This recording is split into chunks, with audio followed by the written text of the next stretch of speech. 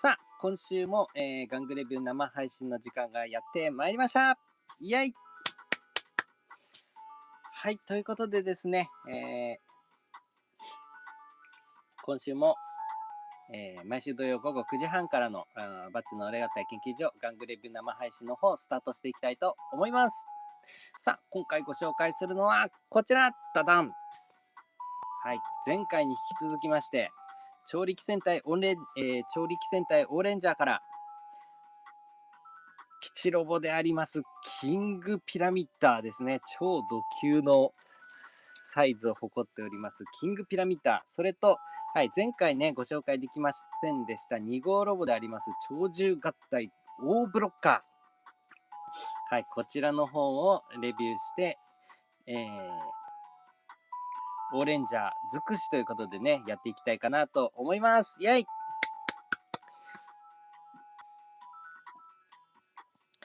やれやれ。ちょっとね、こちら、オーレンジャーをね、やるに際しましてですね、このキングピラミッダーを持ってこなければならないと、はい、倉庫までですね、結構気張っていきまして、なかなか今日はね、いろいろスケジュール調整が大変だったんですが、なんとかキングピラミッダーをね、ご用意することができました。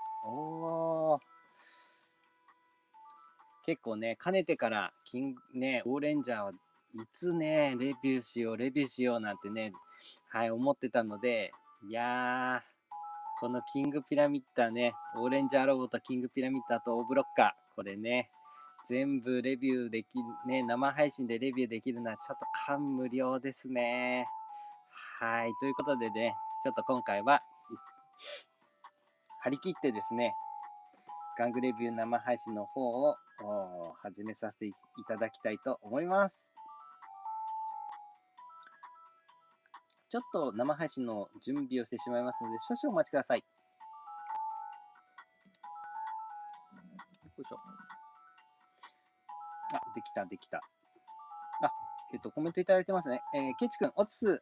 どうも、ケチくん、よくお越しくださいました。ありがとうございます。つとむえのきさん、待ちかねたぞ。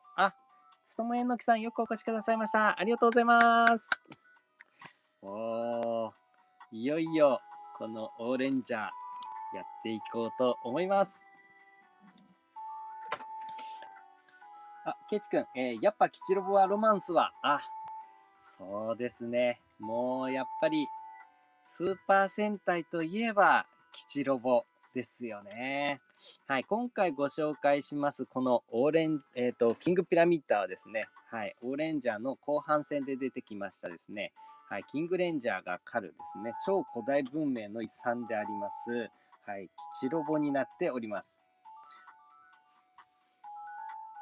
ね、で、こちらのキングピラミッダーは、3パターンチェンジャーになっておりまして、このピラミッド要塞、ピラミッドモードとですね、移動要塞モードですね。はい、キャリアフォーメーションっていうんですけど、移動要塞モードと、あとロボモード。はい、この3パターンになるんですが、こちらがですね、なんとこのオーレンジャーロボをそのまままるっとね、格納して合体するっていうね、はい、そういう機能を持っております。なので、スーパー戦隊の、玩具の系譜で言えば、うん、やはりこの昭和でいうとこのビッグスケールの戦艦ポジないし、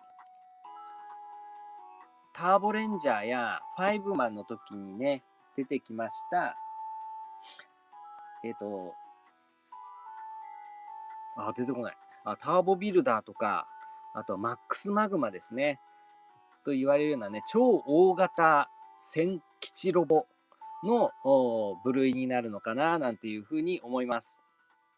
まあ、ただ、今、やっぱり言ってもですね、ターボレンジャーの時のターボビルダーとか、ファイブマンのね、マックスマグマっていうのは、やっぱりスーパー戦隊の中を、はい、見ても、ちょっと異例というか、ちょっとね、異常なボリュームだったんですよね。なので、多分ターボビルダーとマックスマグマが多分スーパー戦隊の中におけるね、マックスのなんかこの、巨大さというか、ボリュームの玩具だったと思いますので、そこから考えるとですね、やっぱりちょっと小さいというか、うん。なので、実はね、実際このピラミッドモードの時には、実はね、中に格納するっていうギミックは一切ないんですよね。はい。すごくもったいない。こんな素晴らしいのに。で、サイズ感的には、どちらかというとですね、デカレンジャーの時のデカベースロボ、デラックスデカベースロボにちょっと近いようなサイズ感ですね。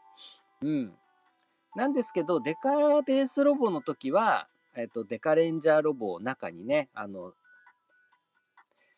基地モードの時に格納ね、完全格納できたんですけれども、こちらにはちょっとそういった機能はないよっていう感じですね。なので、まあなかなか基地ロボとして、遊びたいところなんですけれども、なかなかね、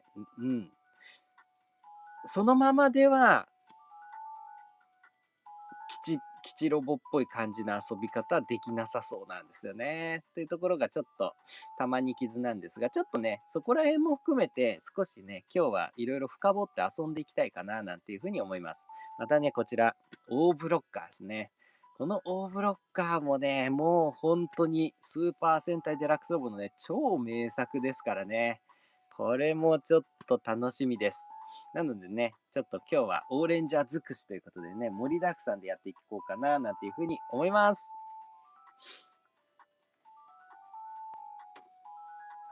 コメントいただいてますね。山中幸雄さん。主さん皆さん、こんばんは。お疲れ様です。昨日はゴーカイジャーのデラックス50人を Amazon で買いました。とてもかっこいいでした。そうなんですね。山中幸雄さん、よくお越しくださいました。ありがとうございます。アマゾンで豪快50人をアマゾンでも中古みたいなのが結構玉数出てるんですかね。もう僕はもヤフオクとメルカリばっかりなんであんまりね、アマゾンとか見てないんですけれども、そうなんですね。そして山中幸雄さんからスパチャを頂戴いたしました。山中幸雄さん、いつもありがとうございます。乾杯。はい。あと、無限米無双の無限ドラゴを Amazon で買いました。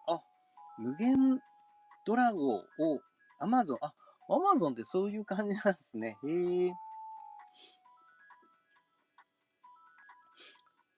単品で Amazon で、なんかかいつまんで買える感じなんですかね。まあでもね、無限米無双はね、狙って、多少割高になってもいいから、狙ってつまみたいですよね。あれガチャでやんのはちょっときついですね、精神的にね。つともえなきさん、まず、キングピラミッダーを調力モビル、レッドパンチャーを乗せてキャリアモードだ。次は、キングピラミッダーをロボモードにして、背中にモビルとパンチャーを入れよう。ありがとうございます。いろいろ段取りを、はい、考えていただいて。いやー、もうね、ちょっと、キングピラミッダーね、やりたいことがいろいろあるので、ちょっとね、楽しみですね。一旦ちょっと、ピラミッダーと、よいしょ。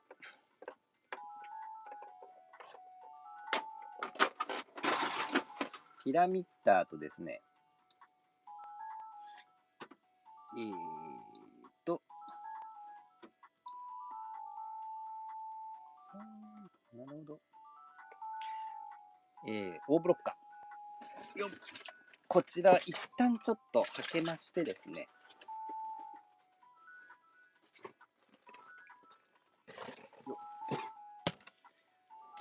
はい。まずはですね、ちょっとやりたいなと思っていたのが、前回、こちらね、はい、バスターオレンジャーロボ、ね、俺合体で全合体させました。バスターオレンジャーロボなんですけど、こちらを、はい、レビューさせていただきました。ね、こちら、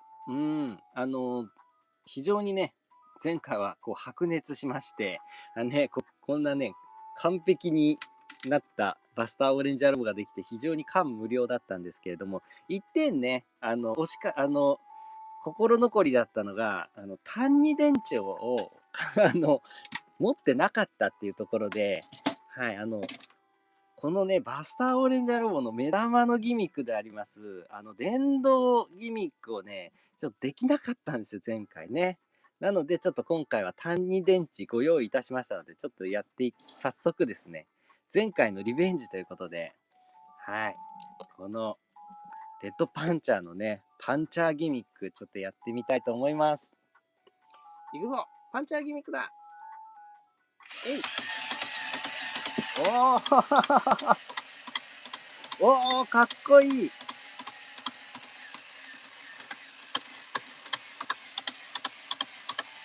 ちょっと斜めの方がいいかな。おー、ここにスイッチがあるんですけど、これね、2段階ありまして、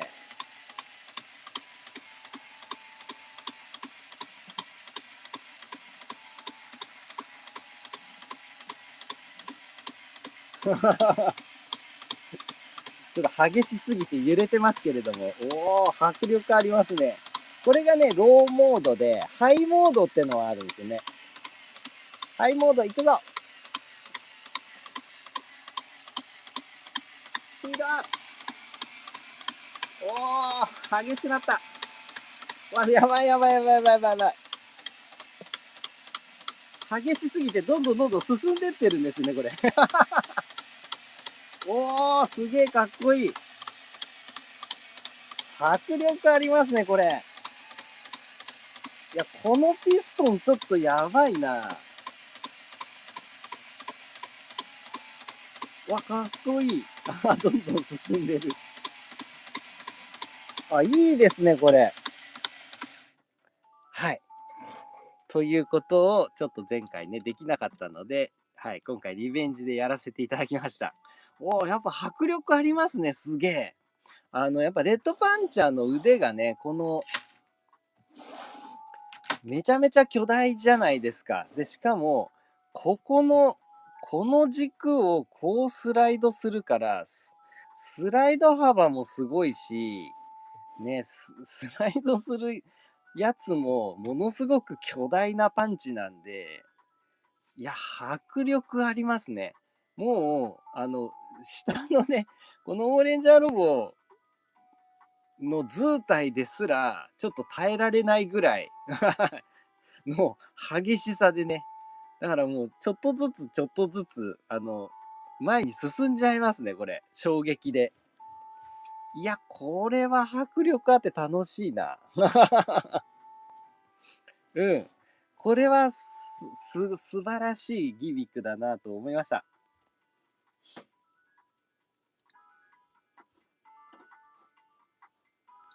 いやー、これ、前回できなかったのが、ちょっと悔やまれますね。いや、でもね、非常にかっこよくてね、迫力があって素晴らしいギミックでございました。ね、これは、前回のね、リベンジということでね、やらせていただきました。さあさあさあ、今回はですね、前回できませんでした。はい、ドドドドドドドドド。ダダン。はい、まずはこちらね、大ブロッカー。これをね、レビューしていきたいな、なんていうふうに思います。いやー、このね、大ブロッカーも、すごいね、大傑作の、やっぱスーパー戦隊デラックスロボ玩具ですよね。やっぱりこう、ね、大獣人にも代表されますような、やっぱこう、スーパー戦隊のね、ロボット誌の中で、ひときわね、こう話題に出るというか、っていうのはいくつもあるじゃないですか。VR、V ロボもそうでしょうし、ね、隠れ、隠れ大将軍とかね、無敵将軍とかもそうでしょうしね。あとはガオキングであるとか、うん。なんかね、そういったところあるんですけれども、その中でもね、やっぱこう、大ブロッカー。こちらはね、結構出ますよね、話題に。なんでね、やっぱりね、それだけ結構センセーショナルだったというか、やっぱかっこよさと、ね、やっぱこの奇抜さと、やっぱね、こう、話題に、ね、なっちゃうような、そういうね、素晴らしい要素をたくさん持っているロボだなと思います。これぞザ・スーパー戦隊ロボっていう感じがしますよね、本当に。多分、なんですけど、仮にね、仮にゴレンジャーに、スーパー戦隊ロボがもし仮に登場したとしたら、きっと多分大ブロッカーみたいなロボだったんじゃないかなと想像させちゃうような、そういう感じのロボになってるんじゃないかななんていうふうに思います。ね、そしてこの箱ですよね、この箱。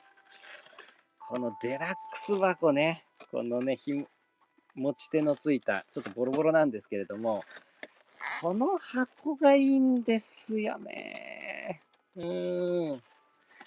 この薄べったいこういう箱がね、ヨカドーとかね、ジャスコとかさ、そういうところのおもちゃ売り場でこう置いてあるのね、眺めるのが本当にワクワクして幸せだったんですよね。そういうのをちょっと思い出させてくれる素晴らしいパッケージでございます。ね、で、こちらをパカッと開けますと、はい、こういうことですよ。内蓋。ね、これ。これ。開けた時にこの内蓋のこういう感じですよ。ねえ。もうクリスマスとかさ、誕生日プレゼントとかでもらってね、箱パカって開けた時にさ、こういう風にね、内蓋でこうかっこよくデコレーションされて入ってたら、もうほんとテンション上がりまくりですよね。これなんですよ。失われてしまった文化ってのはね、この内蓋。あとね、この発泡スチロールの中にこうね、整然とこのように詰まって入っているこの感じです。ね、この開ける時の、このね、オープンってなった時のこのテンションの上がり方が、もうロボット玩具の楽しみ方の中に含まれてるんですよ。ね。ただの梱包箱じゃないんです、これはね。これはね、失われてしまいましたね。今はもう完全にね、開けても、中に小分けのね、ボール箱で外したらね、中でこうね、ビニールぐるぐる巻きでセロハンテープぐるぐる巻きになってさ、ね、中に何が入ってるのかわかんないね。バラバラになって入っているもの。それをね、カッターでちょん切っても、ね、まだセロハンテープがくっついていて、それをバラバラ床に散らばしながらさ、パーツをばらしてって、そういう作業からスタートしちゃうじゃないですか。もうこの時点で、ハードルが上がっちゃってるんですよね。めんどくせっていう。だから子供ね、今から入るよっていう子供に、それはね、ダメなんですよ。こういう風にこうやってね、中からもう、こうやって、はい。もうこれでね、はい、これでもう、はい。はい、これで入ってきてますっていう、これじゃなきゃダメなんですよ。はい、これでこうですって。ね。カッターとかハサミがないとダメだね。開けられませんっていうのは、これ、ダメですよ。やっぱり。特にスーパー戦隊ロボットはダメです。これから子供にロボットの文化に触れてもらおうっていう、そういうロボットだった場合はね、もう絶対ダメね。こういう形じゃなきゃダメだなとつくづく思います。というね、老害っぷりを発揮しながらのスタートになっておりますが。はい、ということでね、大ブロッカーの方開封してきました。おー、いいですね。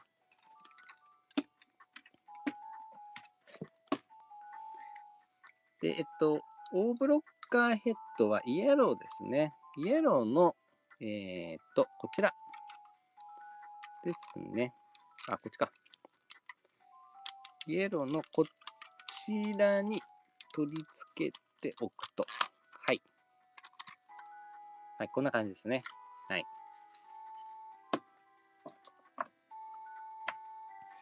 おー、揃いました。大ブロッカーの子供たちですね。ブロッカー軍団。違うか。いや、でもそれ、いいですね、いいですね。はい。大ブロッカーは、マシンではなくですね、各々の、はい、レンジャーたちが一人乗りでね、乗るロボットたちの軍団でございます。で、このコロボたちが合体して大ブロッカーになるという、そういう種類のロボですね。なので、まあ、合体機構としては、まあ、六神合体ゴトマーズ的なね、そういう感じになるのかなと。まあ、スーパー戦隊で言うと、まあ、無敵将軍とかね、核レンジャーのね、コロボが合体するっていうね、あくまでも変形しないけれども、コロボの状態のものが5体合体するっていう感じですよね。いやー、でもいいですね。なんかこのね、こういうマークみたいな、こういう、なんかね、調理器を使う5体のロボットたちが集まって合体してて、なんかちょっとゴッドマーズっぽい感じしますね。ちょっとね、神秘的な力みたいなね、感じもあり。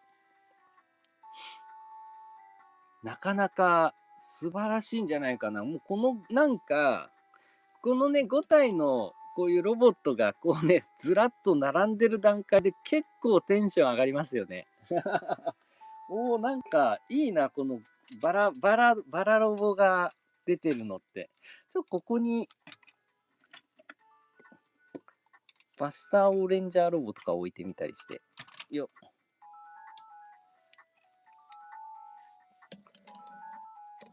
おお、すげえいい感じじゃない？おおおお、オーレンジャーの総力結集みたいな感じがして、いいですね。なんだこれ、熱いな。あら、熱い画角。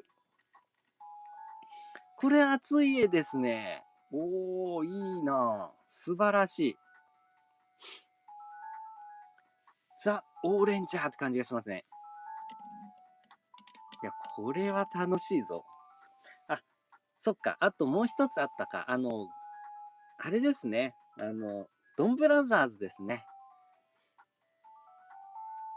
ドン鬼退治ね。もう、この大ブロッカーの系譜ですよね。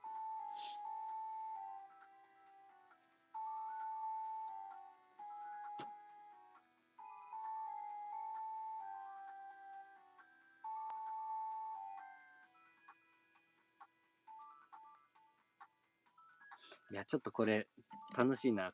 この並びでちょっと、もうちょい言いましょう。もうちょいこれでいいよ。はい、あ、すねまさん、こんばんは。単二電池、ありがとうございます。ある意味、歩行ギミック。あ、すねまさん、よくお越しくださいました。ありがとうございます。いや、これマジでね、すごい迫力ですね。全然歩行ギミックじゃないのに歩行しちゃうっていうね。前代未聞だと思います。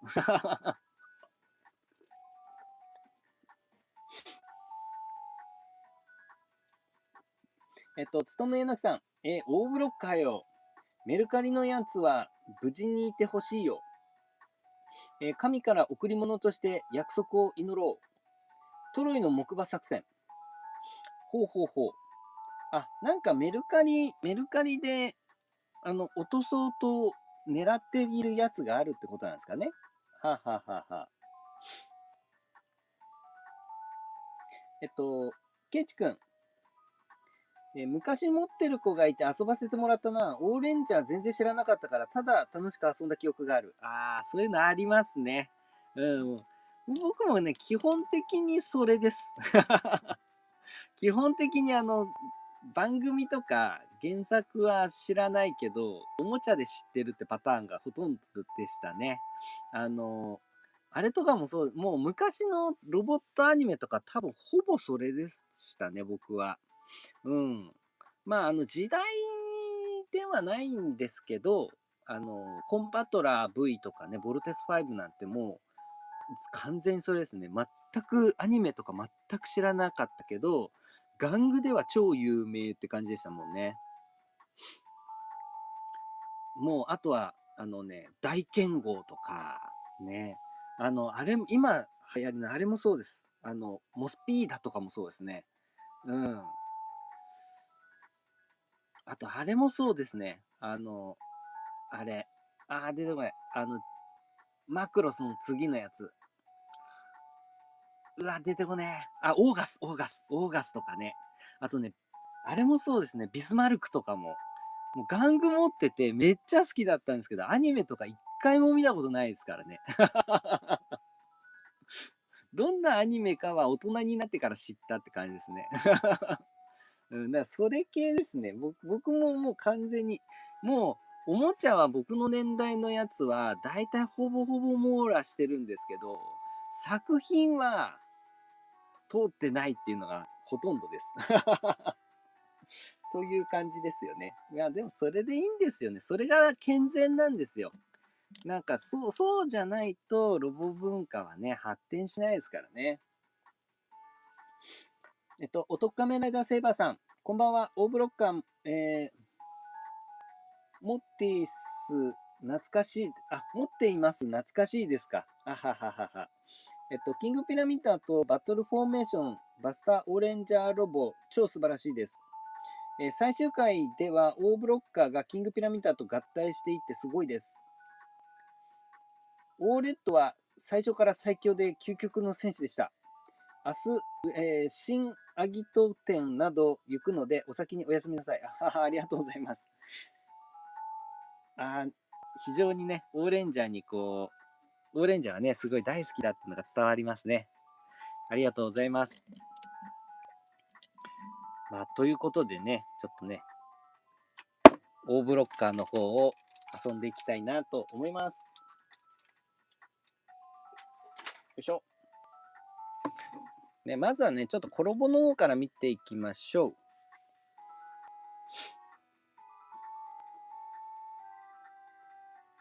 はい。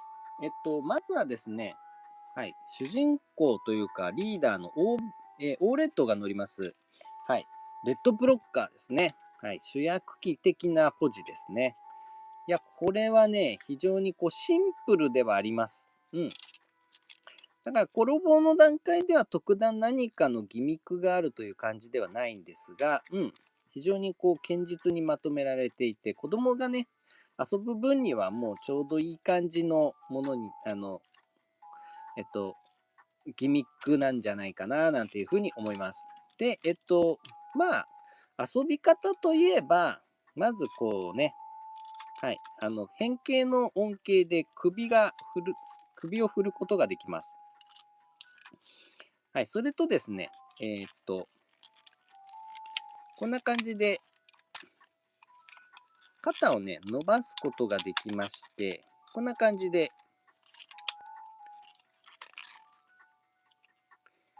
はい、腕を前に振ることができます。あとは、ちょっと若干ね、干渉するんですけど、若干足が前にスイングできて、後ろにはがっつりスイングできます。あと、膝が曲がりますね。なので、まあ、多少こういうようなポーズが取れるというね。うん。まあ、昔のね、玩具なんで、いや、これだけできてるだけでね、当時の感覚であれば、非常にね、いろいろ動かして遊べる転ぼっていう感じだったんじゃないんですかね。うん。ちょっとね、表情付けで動くだけで、子供の時なんか非常にね、もう満足できたもんですからね。で、で、これ実際はですね、このロボには、拳穴開いてません。このレッドとブルーには、拳穴開いてないんで、はい、固有の武器みたいなものはね、付属していないんですけど、まあ実際ね、劇中では、オーレンジャーたちがね、持って戦っていた、は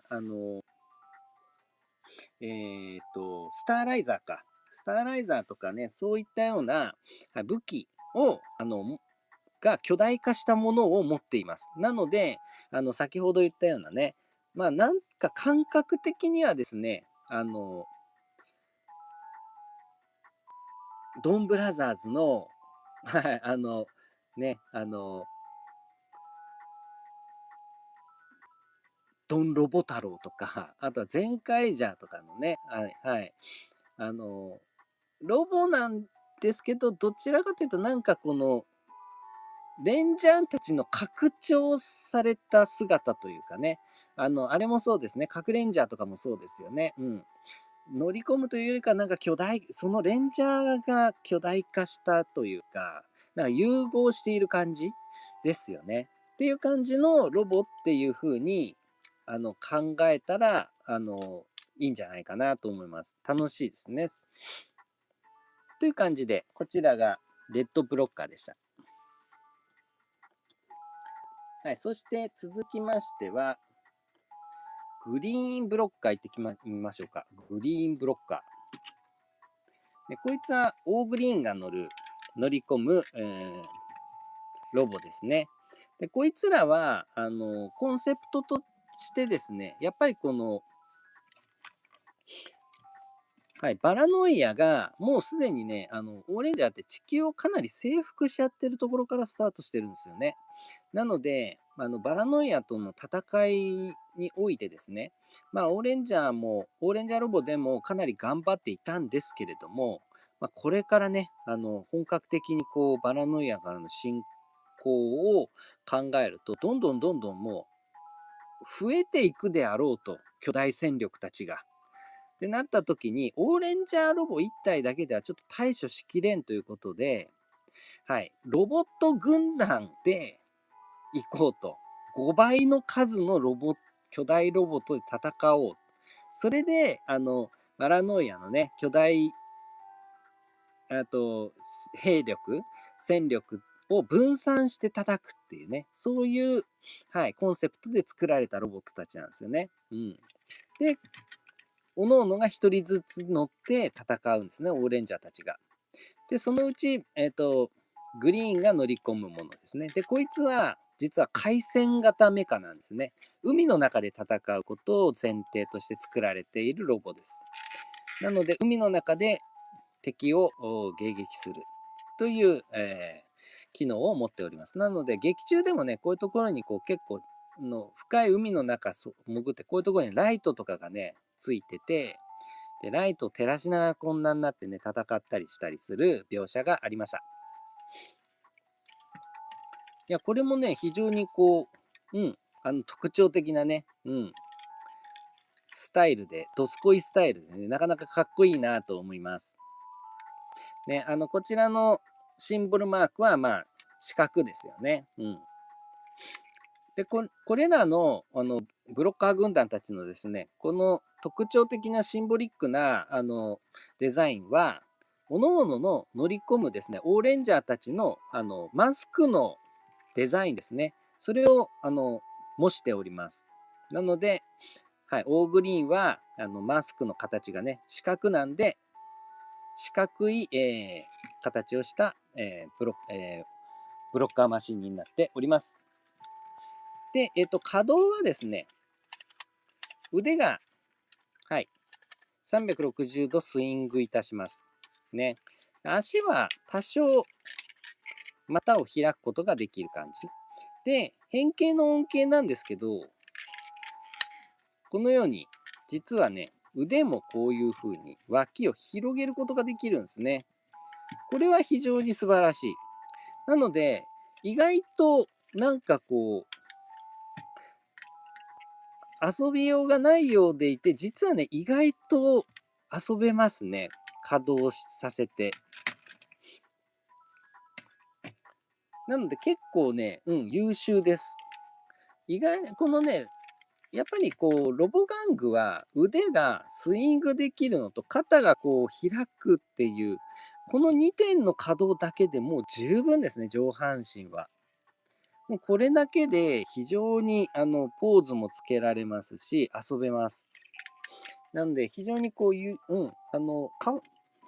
不足ない感じがしますね。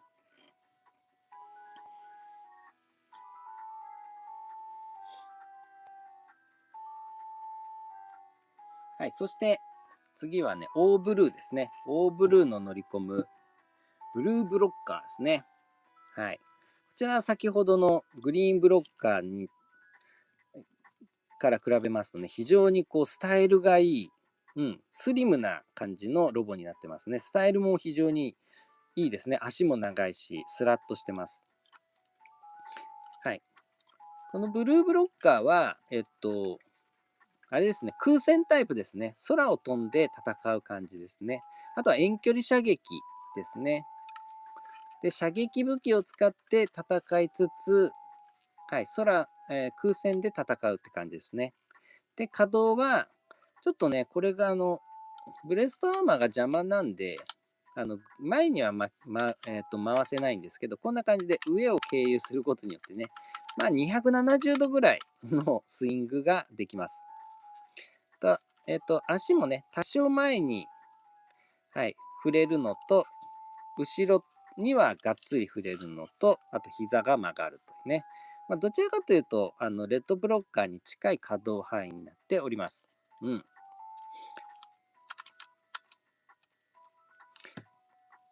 これ単体だとね、非常にこう、シンプルでかっこいいですね。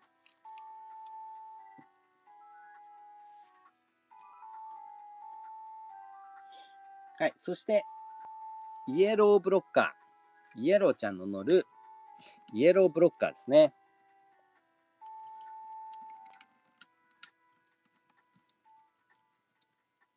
はい。こいつはですね、格闘戦型のロボットになっております。で、結構ね、形としてはこういう感じのマスクデザインなんですけど、それをね、縦に起こしたような、そんな感じですね。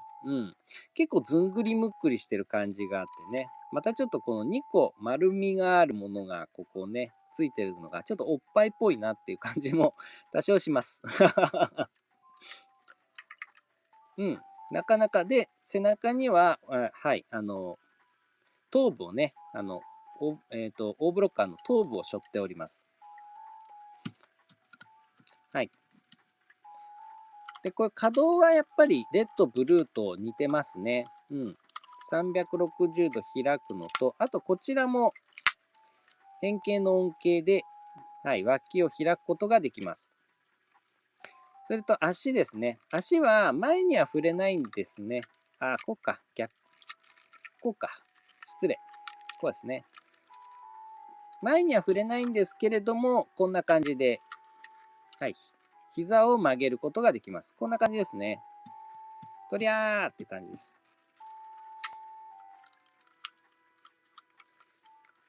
こんな感じの、可動範囲で遊ぶことができます。ラストは、はい、みんな大好き、オーピンクですね。オーピンクのピンクブロッカーです。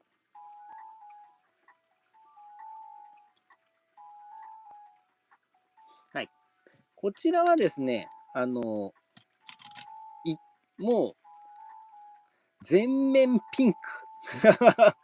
全面ピンクでね、この丸みを非常に帯びた感じがあって、もう、ザ・女の子って感じのロボットになってますね。なかなか可愛い可愛いね、オーピンクちゃんが乗るにふさわしい、はい、可愛らしい、ロボットになっております。というのが、オーブロッカーのブロッカー軍団のご紹介でございました。なかなかね、やっぱ固有の武器とかがあったら、またちょっとね、もっとプレイバリューがね、あるのかななんていうふうに思うんですけど、やっぱね、ちょっと個々の、武器がないっていうのと、やっぱ個々でね、例えば変形するとか、何かね、ギミックがあるとかね、なんか別のものと、武装すること、武装合体ができるとか、なんかそういうね、コロボでも何がしかのアクションというかね、ギミックがあれば、もっとね、なんかこう、コロボ状態でも遊べたからよかったのかな、なんていうふうに思うんですけれども、まあ、でもね、結構、稼働が、当時のね、基準からすると優秀なんじゃないかなと思って、この部分はね、非常に、遊べるなという印象でございました。ケイチ君、オーブロッカーのデザイン、大人っぽくて好きだな。カラフルなんだけれども、デザインが統一されてていい。ヘルメットが余剰にならないのは子供ながらに感動した覚えがある。確かにね。確かに確かに。やっぱこうね、余剰パーツに、主要パーツがね、余剰になるっていうのはね、やっぱりこうね、子供からしたらもう非常にね、残念な部分だからね。だから、やっぱりね、こう、1号ロボのね、オーレンジャーロボが、ヘルメットチェンジギミックが結構目玉ギミックだったじゃないですか。だけど、劇中通りにやると、ヘルメットがほとんど余るんですよね。ね、少なくとも4つは、常時つけないで置いとくっていうパターンになりますからね。取り付けておくことはできるけれどもって感じじゃないですか。からやっぱり中古市場見ても、ヘルメット内率高いですからね。あれ僕もヘルメット5個全部集めるのね、結構大変でしたもん。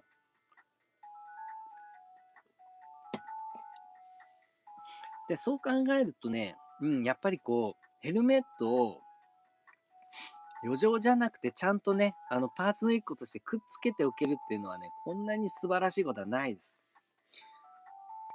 またね、デザインがシンプル、統一されてるっていうのはやっぱすごくいいですね。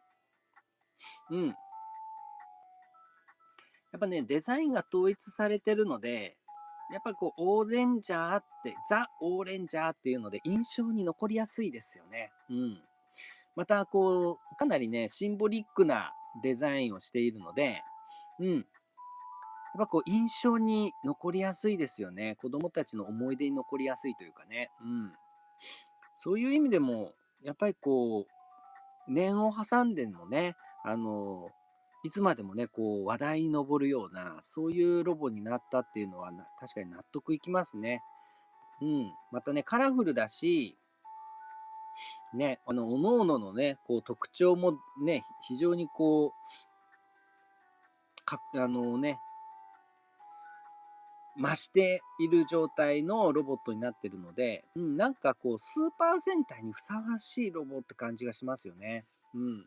各ね、レンジャーたちの個性がこうね、非常に際立ってるような感じが、このね、ロボで表現されてる感じがありますもんね。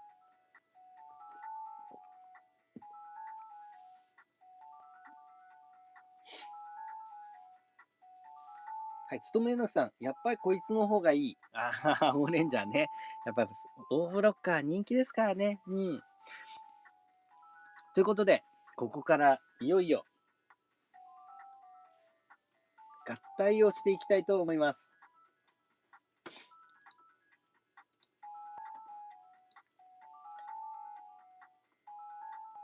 はい、それでは行きましょう。それでは行くぞ。鳥獣合体だということで合体していきたいと思います。まずはレッドブロッカーから合体準備をしていきたいと思います。ね。主人公のオーレッドが乗り込みます。はい、レッドブロッカーですね。まずは頭部ですね。頭部をくるっと回転させますと、こんな感じの、はい、星のね、マークになります。でそうしましたら、腕を畳みます。あれちょっと待ってよ。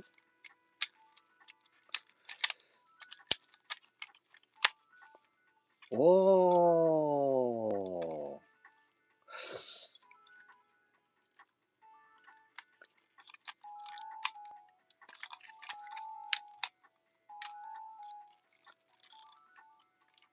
何がしかのビークル。ちょっと無理があるか。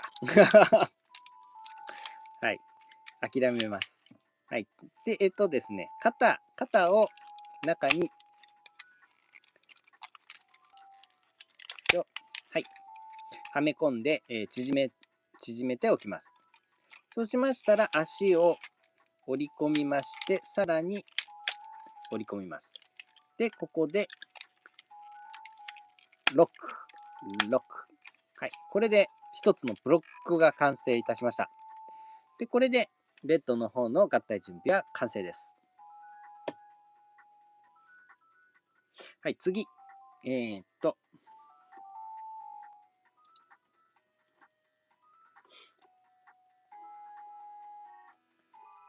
お次は、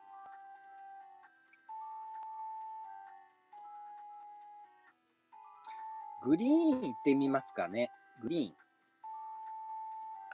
ーンブロッカー。はい、こちらを変形させていきます。グリーンブロッカーは腕を後ろに回します、まずは。ね、ここのまとまり感いいですね。素晴らしい。はい、そうしましたら、次はね、足ですね。こちらなんですけど、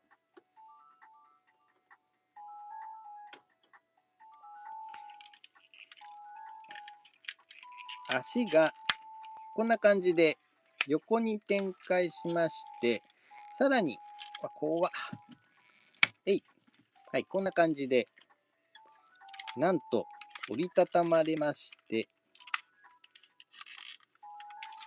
怖い。怖い。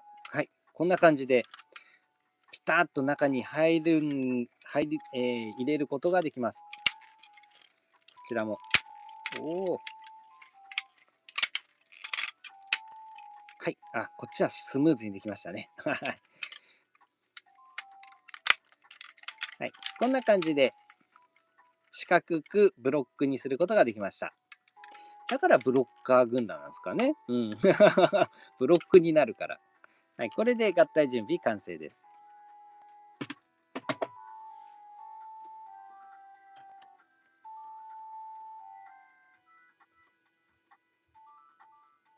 はい。そうしましたら、今度はブルーいってみましょうか。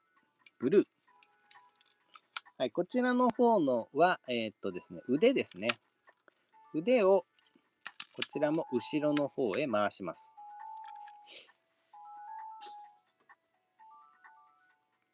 はい。そうしましたらですね、こいつ、すごいのは、ここからね、バカーンと開くんですね、これ。ほら、バカーンと。で、開いた上で、頭をこちら側にこう中に折りたたむんですね。で、その状態でこんな感じになります。なんかこの変形パターン、あれに思い出させますね。大王者ね。大王者の変形パターンってにちょっと似てますね。うん。はい。で、そうしましたら面白いのは、ここでね、腕を背中に回したじゃないですか。で、こうぐるっと反転させたじゃないですか。そしたら今度足を畳むんですけど、このね、足の中に腕がね、全部収まるんですよ。ピタッと。ほら。これ気持ちいいですね。うん。この中にね、パコッと収まるの。これ気持ちいいわ。素晴らしい。はい。これで合体準備完成です。はい。そしたら今度はピンクいきましょうか。ピンク。はい。ピンクは、こちらの方は腕を内に、はい、畳みましたら、膝ですね。膝をこのような形で、あぐらをかくような感じになります。イニシエーションって感じですね。ね、座禅を組んだような形にします。はい、そうしましたら、こう、左右にバガッと割ります。バガッと。そうしましたら、合体ジョイントの方反転させて、頭を胴体の中に入れておきます。はい、これで合体準備完成です。はい、最後、イエローですね。実はね、この O ブロッカーって、まあ、レッドがね、もちろん中心って感じなんですけど、なんかね、ロボット構成的には、主人公ポジって実はイエローなんじゃないかなっていうふうに思っちゃうぐらい、美味しい部分を、はい、非常に秘めております。結構ね、主人公ポジロボが、担うであろう部分は、イエローが担ってるんですね、実は。はい。ということでやっていきたいと思います。まずはですね、こう腕をこうやって、はい、折りたたんでおきます。でそうしましたら、胴体を左右に割ります。はい、そうしましたら、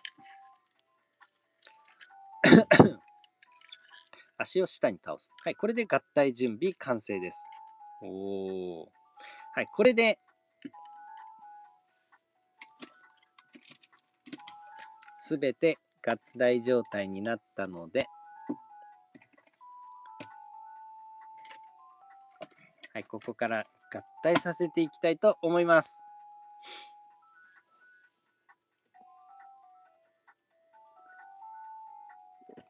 はい、まずはレッドとブルーですね。はい、ここのジョイントとここのジョイントで結合します。合体。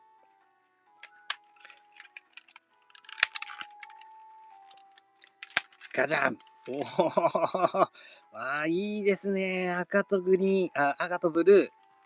かっちょいい。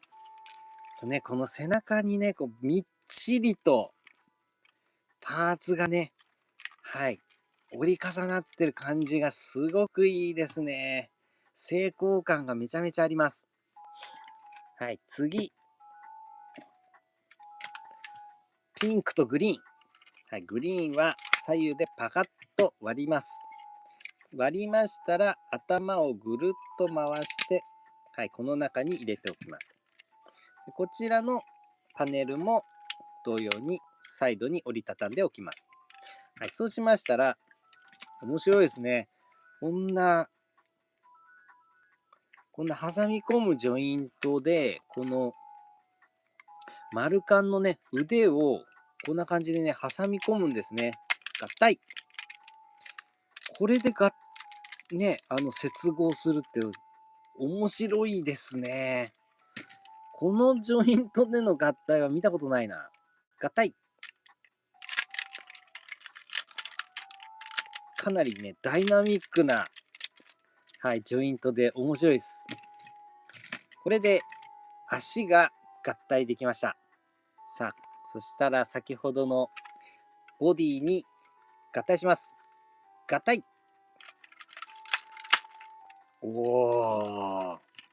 ね、こんなどでかい穴にね、もう豪快にね、ブルーの腰のパーツをぶっ込みます。合体。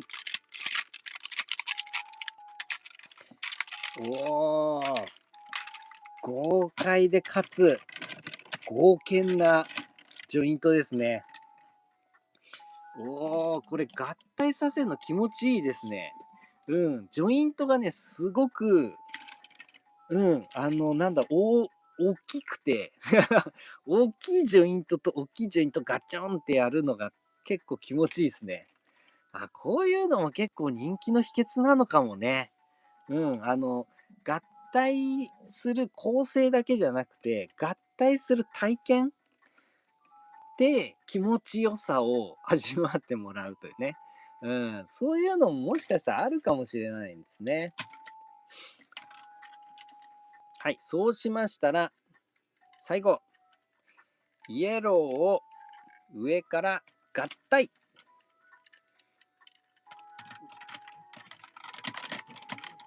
ガジャン。おーはい、合体しました。そうしましたら、このボタンを押すと、ガン。おー気持ちいい。こちらも、ガン。いや、非常に気持ちいいパンチのアクションですね。いや、こんなダイナミックにこう、ドーンと出てくるのもあんまりないですよね。いや、これは気持ちいいです。そして、最後、イエローの頭からヘルメットかぶりまして、オープン。さあ、これで完成。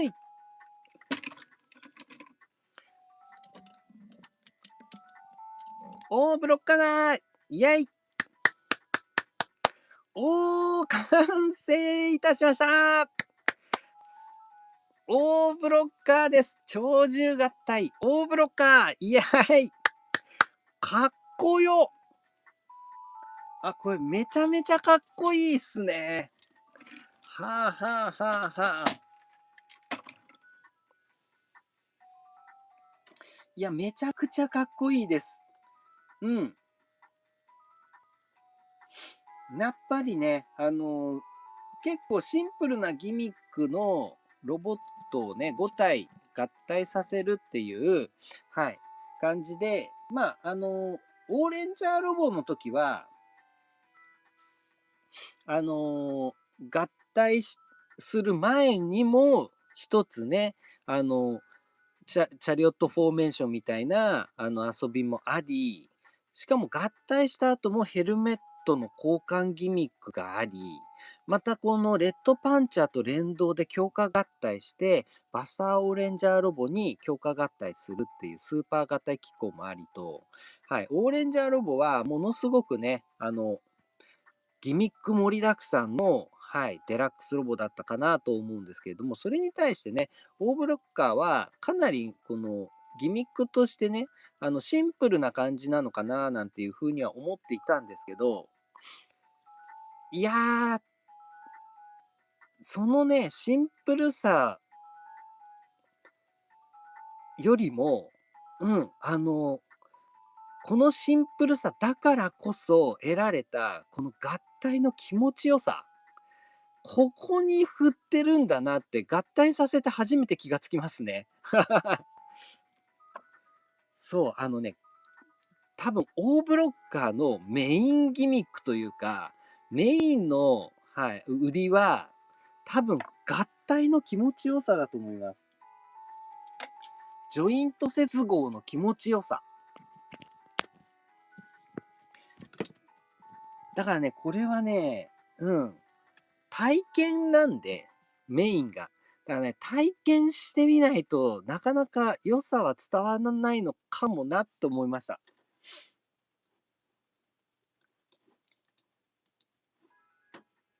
でも確かにね、オーレンジャーってその他のロボットも、コロボっていうか、ギミックロボたちも、2体ね、あったんですけど、タックルボーイと、ガンマ人かっていうね、2つのロボットがあとあるんですけれども、それらもね、全部ギミックですからね、すごく素晴らしい一発変形ギミックがあるんですよ。ね、あれ、持ってくりゃよかったな。タックルボーイってね、タイヤなんですけど、上からポーンと落とすと、落ちた衝撃でガチャーンつって変形するんですよ。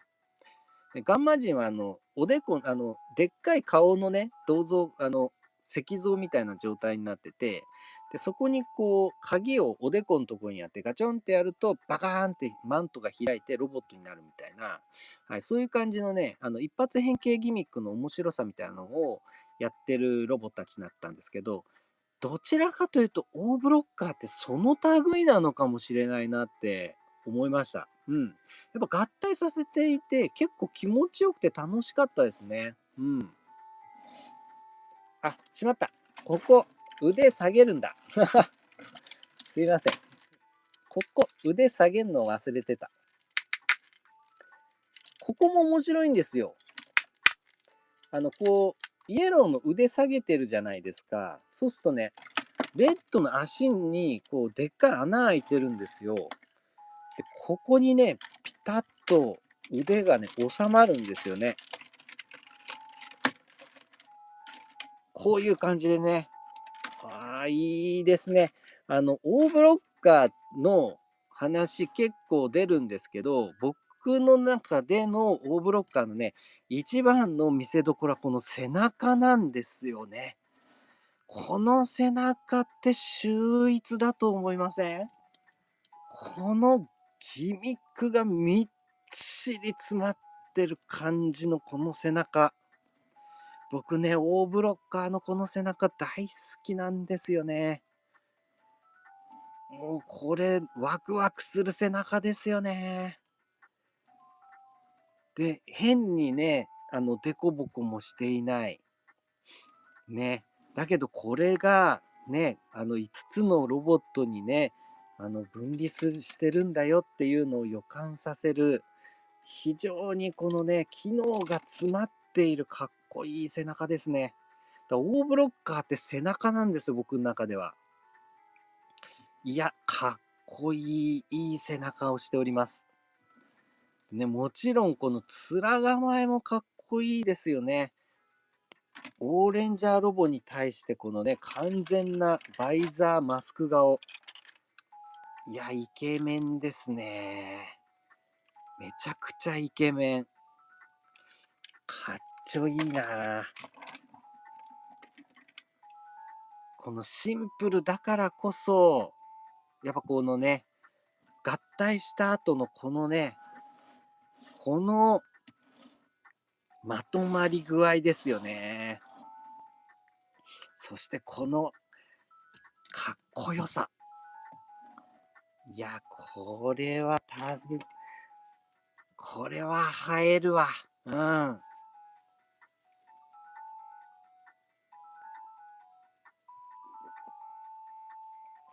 これは素晴らしいです。まあ、これも、あの、あれですね、無敵将軍的な感じのロボになりますんで、いやー、これは、SMP 映えはするかも。ね。無敵将軍も SMP、当時スーパーミニプラか。スーパーミニプラ映えしたじゃないですか。ね、レッドサルダーとかの状態で、稼働して動くってとんでもなかったじゃないですか。いや、だからこれ、オーブロッカー SMP 化はいいような気がしますね。めちゃくちゃいいかもしれない。いや、素晴らしいと思います。はい、またですね、こいつには、はい、必殺武器のツインブロッケンソードというものが付属しております。こちらですね。ダダン。はい、ツインブロッケンソードです。この両手剣ですね。を二刀流で戦うっていうのもまたね、特徴的でかっこよかったですよね。で、また、この、オーブロッカーはね、肩周りとか腕周りが非常に可動が優秀なんですね。はい、まずはこう、まあ、360度クリック、スイングができますよというのと、はい、あと脇が開くね。はい。というのがあって、かつですね、肘がロールするんですよ。はい。ということで、こういう必殺技ポーズも取れるんですね。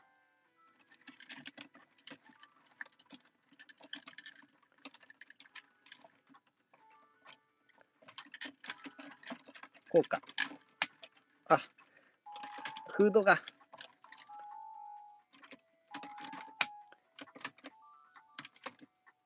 はい、こういう感じのね、はい。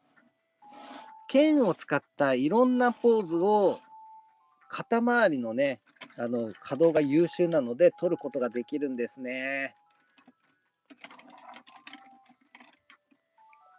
はい、これがオーブロッカーのかっこいい特徴ですね。いや、これはいい。うん。だから、スーパー戦隊デラックスロボのこうあるべきっていうのが割と詰まってる感じはしてるかも。すごくオーソドックスだし、うん。でね、難しいところほとんどないんで、やっぱりこう、子供たちがね、触って合体させるっていうのにもすごく敷居が低いしね。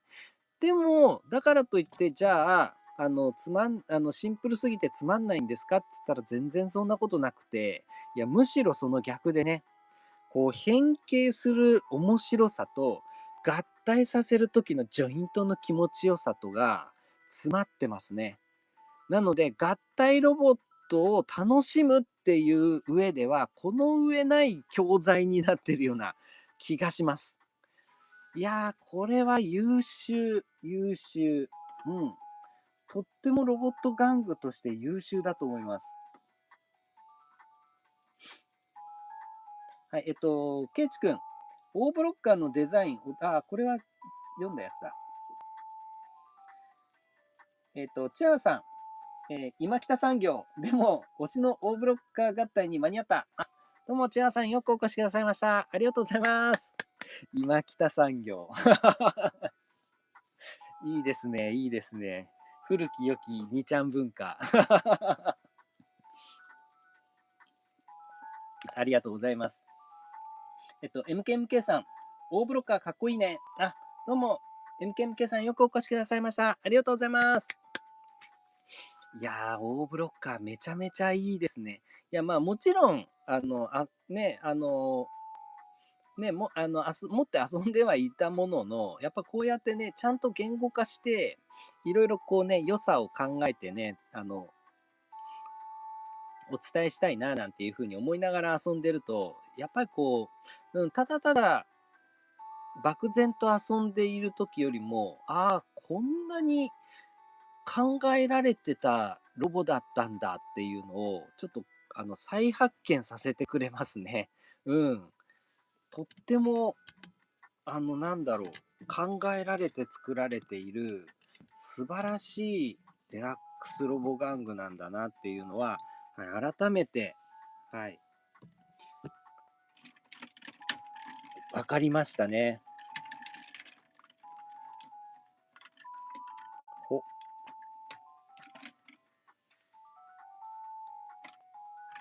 なんかいかようにもできるから、一番かっこいいと、これが一番かっこいいかな。一番かっこいいとこで収めたい。よいしょ。一発ね、この剣先も入れて、はい。はい、これを取っておくことによって、はい、サムネでね、全身を使えるというね。今ちょっとね、サムネ用に一回、引きで一発入れておきました。はい、チャーさん。こんばんはです。福福岡スーパー戦隊店、オーレンジャーロボのスーツ見れました。いいですね。そうそうそう。チャーさんね、X で、スーパー戦隊店のやつね、上げてらっしゃいましたね。いいですね。実際のスーツですよね。あれが展示されてるんですよね。いいな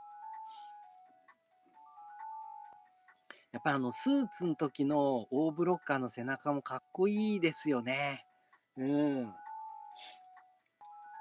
やっぱりこう、背中で語るロボって感じがして。いやーでもいいな、スーパー戦隊店、僕も行きたいですね。めちゃめちゃ。ただね、こうなって、僕の感じだと、やっぱ子供もね、一緒に連れてって子供に見せるって感じになるんで、ってなるとね、絶対こうスーパー戦隊系の展示物になると、やっぱ子供のペースでやんないといけないんで、見れないんですよ、ゆっくり。だからこう、スッと通過する感じになっちゃうんですよね。もう一人で行ってたら、もう、ガン見して、その場からね、30分ぐらい離れないみたいなね、そんな感じになると思うんですけど、なかなかね、子供と一緒にいるとなかなか展示会とかもね、行けないんですよね。羨ましいです。ケイチ君、幾何学的な、形態が真剣王も、彷彿としたり。ああ、なるほどね。確かに確かに。ね、真剣王もね、結構ね、コマの形から合体していくんで、結構、各ね、折り紙たちが、シンボリックな形してるんですよね。で、それらを、ばらして再構成することによって真剣王ができたりするんで、そういう意味合いだと確かに近いものがあるかもしれないですね。ケイチ君、兜の中身は実はイエローの頭部っていうのが意外性があって面白い。そうなのよ。だからね、どっちか言ったらイエローが主人公ポジなんですよね、これ。合体の構成的に言うとね。どう考えても主人公ポジのやつが担っている部分だろうと言いたくなるんですけれども、まあでもね、このね、マークの形があるから、やっぱりどうしてもイエローだったんでしょうね。うん、都合がいい感じだったんでしょうね。うん。チアンさん、オーブロッカーは実は1号ロボの予定だったって本当なんですかね。あ、そうなんですか。それ全然知らなかった。あ、でも、うん、でもわかるかも。一番、一番オーレンジャーだもんね、だってね。ザ・オーレンジャーって感じですもんね。うん。これ1号でも全然納得ですね。うん。そうそうそう。だからね、冒頭でも言ったように、そう、ザ・スーパー戦隊である、始祖であるね、ゴレンジャーが、もしゴレンジャーにロボがあったとしたらっていう風な話だと、きっと多分オーブロッカーみたいになんだろうなって思うのは、やっぱそういうところありますよね。えっと、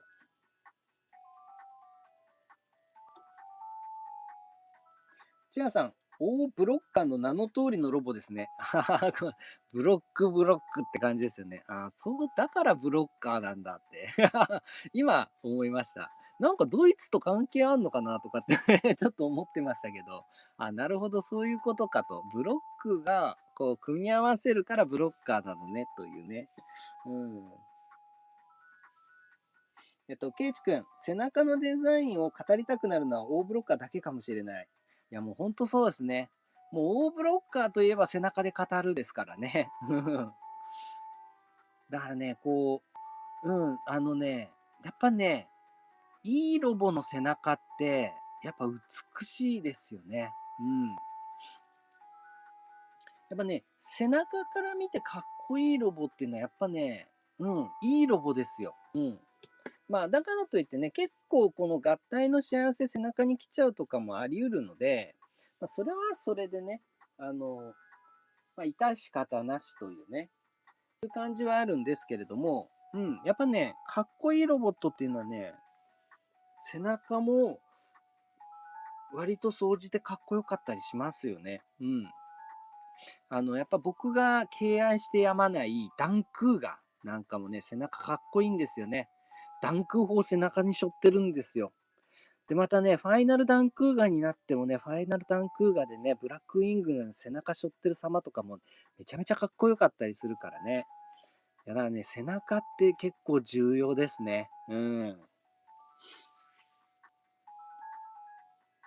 MKMK さん、かっこいい。もうね、一言で、もうその一言につきますね。うん。まあ、それでいいんですよね。ロボット、子供のね、が憧れるロボットですから。うん。やっぱこう合体した時にかっこよくなければ、やっぱダメですよ。だからそういう意味だと、僕はサンバルカンロボって、いや、すっごいありますね、心の中に。やっぱサンバルカンロボを見るとドキッとしますもん、ちょっと。あっつって。昔好きだった子だみたいな感じのね。うん、ちょっとドキッとする感じがあるのは、やっぱりこう心の中に、幼少期の中に、ものすごいがものすごい心の奥底までね、こうガチーンと来たんでしょうね、衝撃が。やっぱりね、やっぱそういう感じで、こう、かっこよさが出す、醸し出すオーラっていうのは大事ですよね。チアさん、正面のシンプルさ、背中のハイディティールのコントラストがたまらない。なるほど、そういうことか。確かに確かに、チアさんおっしゃる通りかも。ね、正面側はシンボリックで、カラフルで、ザ・スーパー戦隊でっていう分かりやすさとかっこよさに対して、背中にこの機能美の部分を全部詰め込んでいくというね。はいはいはい。この対比か。前と前後での、表裏でのこの対比。これがこのロボットのかっこよさに深みを出してるってことなんですかね。なるほど、そういうことですね。確かにおっしゃる通りです。だから、オーブロッカーってギミックこそシンプルですけれども、やっぱ深いですね。深い。ケイチ君、おざなりになってる部分がないというか、パーツの配置に全ての理屈がある感じ。仮にゴレンジャーのロボとして登場していたら、戦隊ロボの顔になっていたのもおかしくないな。代表ロボになっても納得しちゃうかもしれない。いや、もうほんとそうですね。このね、やっぱりこれね、やっぱ僕感心しちゃうのは、やっぱこう、ブルーのこう足ね、この腕を中に内在するというかね、全部包み込むっていうこの足と、やっぱ全体をこうバコンとね、こう回転させちゃう。ね、左右に分けて回転させるってももを形成するとかね。あとこの腕を突っ込むね。腕突っ込む。ね。あとこのね、足首ね。この足首。いや、ここら辺が、もうギュッギュッギュッと、あらゆるこう隙間を許さないみたいなね。機能美を詰め込んだって背中してますよね、本当に。もうだから本当にザ・ブロックですね。ブロッカーですよ、本当に。もう隙間なく敷き詰めましたって格好してますもん。これは美しい背中だよ、本当に。ねえ、で、これね、こういう類のものが、もしゴレンジャーだったら、ゴレンジャーロボだったら、確かに顔になってましたね。どう考えても顔になってた。やっぱりだってさ、ことさらに悪く言うつもりはないんですけれども、やっぱバリドリーンでは顔にはならないですもんね。だからやっぱりこうスーパー戦隊のマシンの始祖の顔をするってなったらやっぱバトルフィーバーロボになっちゃいますもんね。やっぱバリドリーンとかね、バリブルーンではやっぱ顔にはならんのですよ。だからね、マシンではダメなんだよな。やっぱロボなんですよ、ロボ。だからね、だからロボ文化をね、こんな素敵なロボ文化をなぁと。また愚痴りそうになってるからやめましょう。いや、本当にそうです。チェアさん、レッドブロッカーの形状が合体時にウエストラインを引き締めているのがエモい。なるほどね。ここがギュッとしてるってことね。ギュッと。こういうことで、くびれを作ってるってことね。はいはいはいはい。そういう意味でこのシンボリックだけじゃなくて、やっぱこの表面のかっこよさにも寄与してるってことですね。ここの連なりもありますしね。この連なりが気持ちのいい連なりしてますしね。確かにおっしゃる通りかも。またこれね、あの、イエローとかね、この5色が入ってるところがすごくカラフルでかっこいいんですけど、それ以外はすっごいシックなんですよ。シルバー、ブラック、ゴールドだけなんですね。ゴールドっていうか、イエローですけど、シルバーとブラック基調の中にシンボルの5色が入ってるっていう構成じゃないですか。この感じもまた、なんかこう、すっごくいいですよね。おしゃれ。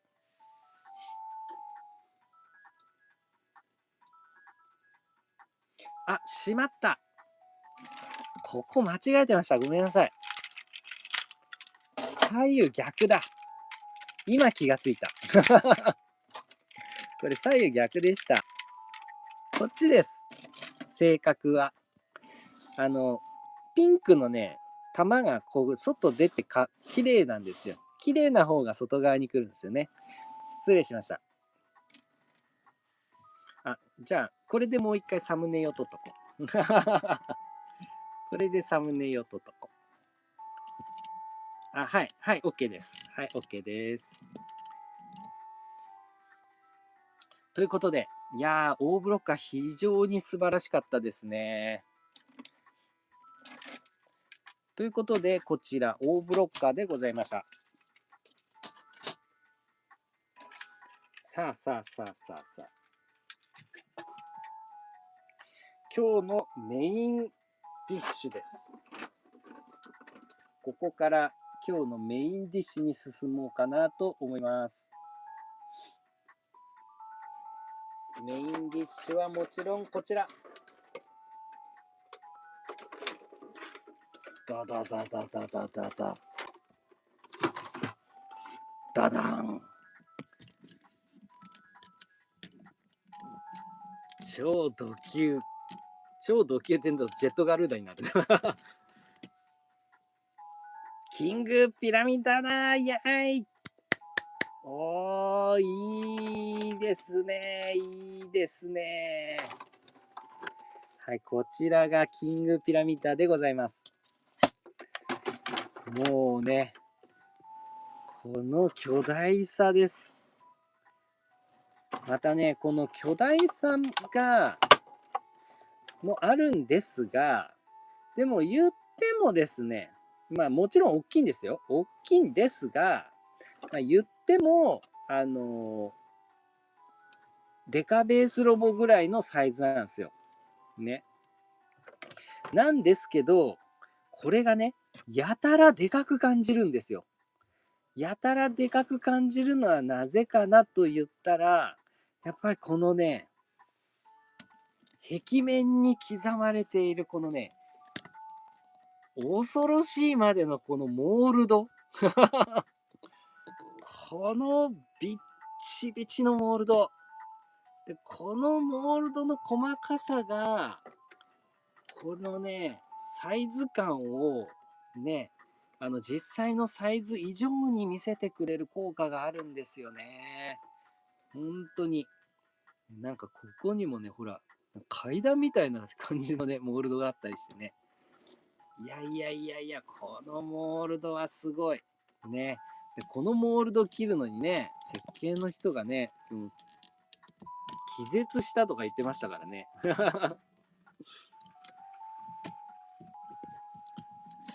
や、それぐらい、もう、すごい、もう、びっちりしたモールドです。はい。で、このピラミッドモード状態ですと、まあ、実際にはね、封印モードみたいな状態なんですよ。だからこれに封印されてますみたいな状態でいるモードなんで、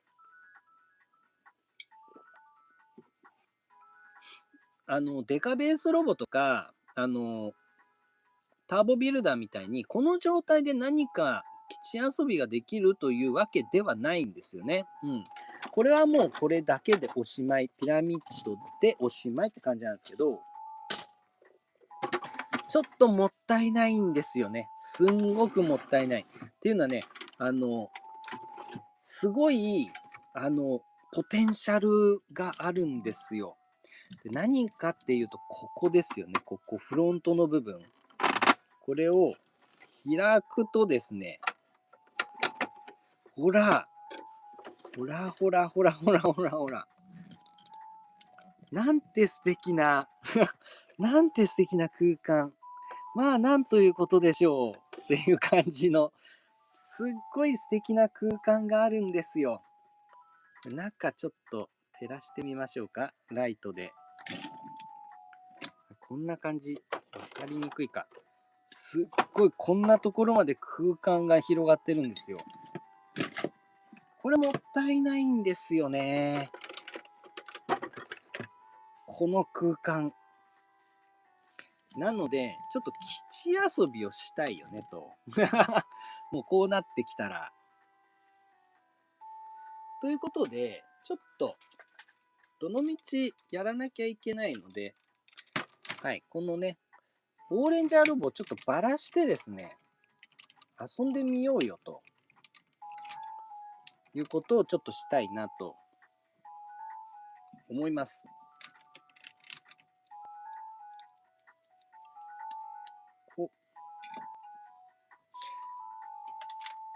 ただですね、やっぱりこのサイズ的には、よ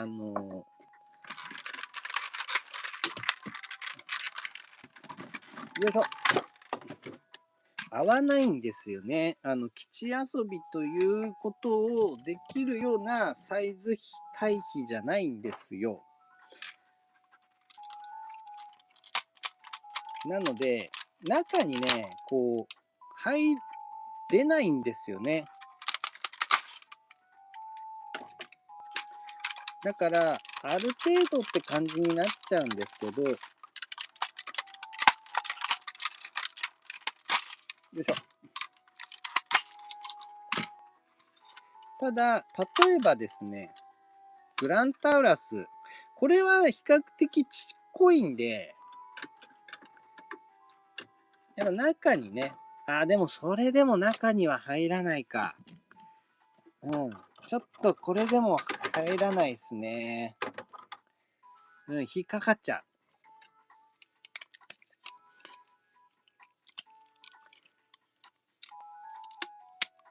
ただこのイーグルは、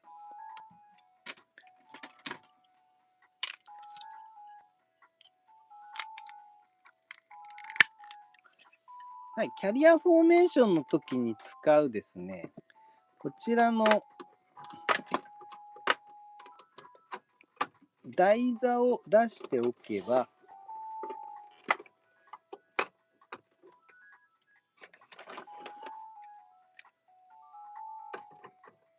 い、天井に乗っけておくことは可能ですよね。うん。なるほど、そういうことか。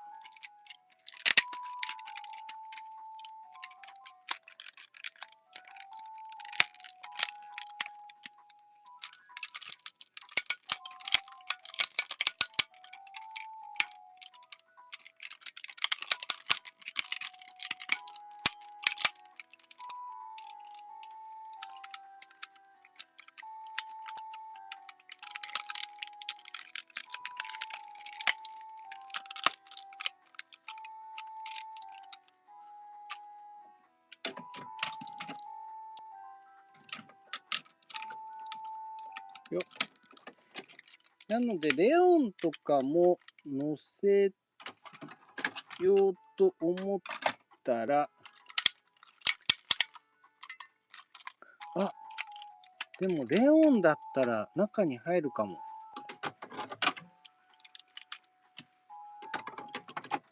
でもダメか。でもここが限界ですね。ここが限界。いや、やっぱりね、すっごい奥行きがあって、すっごい空洞なんだけど、高さがないんですよね。車高が車高制限がある。で、基地遊びにもってこいの感じなんだけど、もったいないな。めちゃめちゃもったいない。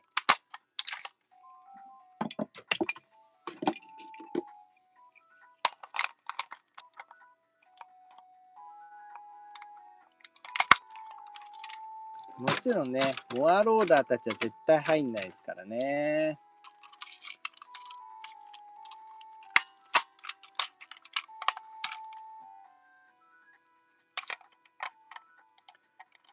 うん。まあだからこうやって周りに配置して遊ぶっていう感じですね。実際は入んないけど、周りに配置して遊ぼうっていう感じですね。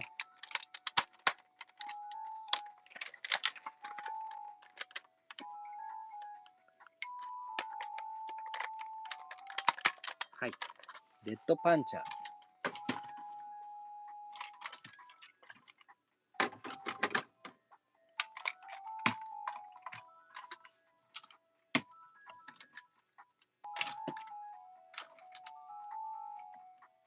はい、雰囲気的にはこういう感じですよね。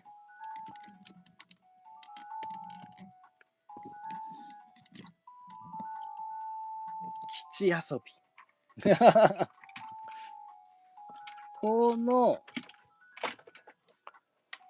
こうですよね。で、こうか。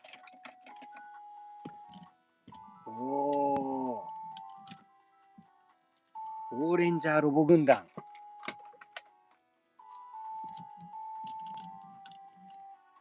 おお、いいですね。これは楽しい。ちょっとね、この中に、このね、レオンとタウラスぐらい中に突っ込めたら最高だったんだけどな。うん。ちょっとそういう感じで、ちょっとこれで基地遊びはちょっと難しいかもしれないですね。ただね、もちろん、オーレンジャーじゃなければね、こういうね、トランスフォーマーとかだったら余裕です。もう余裕の基地遊び。これ。ね、もともと僕もね、スーパー戦隊の、戦艦とかはね、スーパー戦隊では遊んでなかったですからね。もうこういうトランスフォーマーたちをぶち込んで遊んでたんで、他のロボと絡めて遊ぶんであるならば、基地ロボとしてね、十分機能いたします。なんだったらダイアクロン基地としてめちゃめちゃ有能かもしれない。ダイアクロン基地としてはめちゃくちゃ有能です。あとは、こういうのでもいいかも。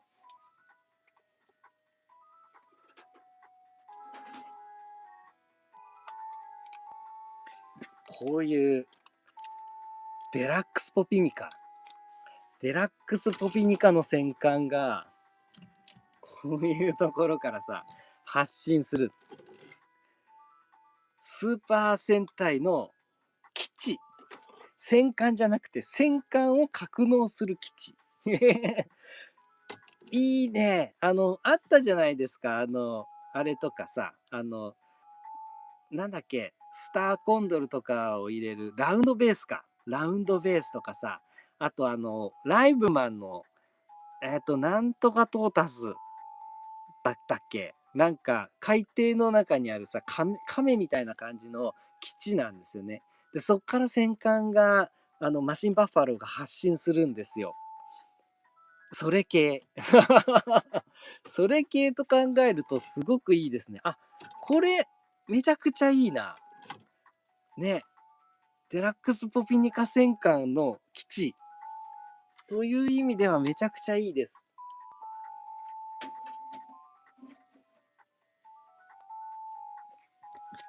あ、これは楽しい遊びを発見しました。あ、これいいですね。ピラミッド状態楽しいな。やっぱ基地ロボはいいね。でも僕はね、やっぱ基地なんだよな。基地遊びがね、すごい大好きだから、やっぱこの基地遊びはやっぱりね、テンション上がりますね。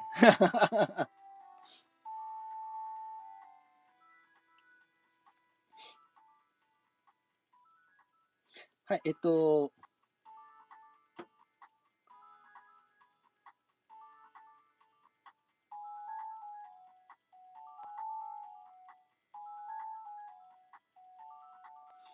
ケイチ君、ピンクブロッカーの、肩パーツについてる丸もいいですよね。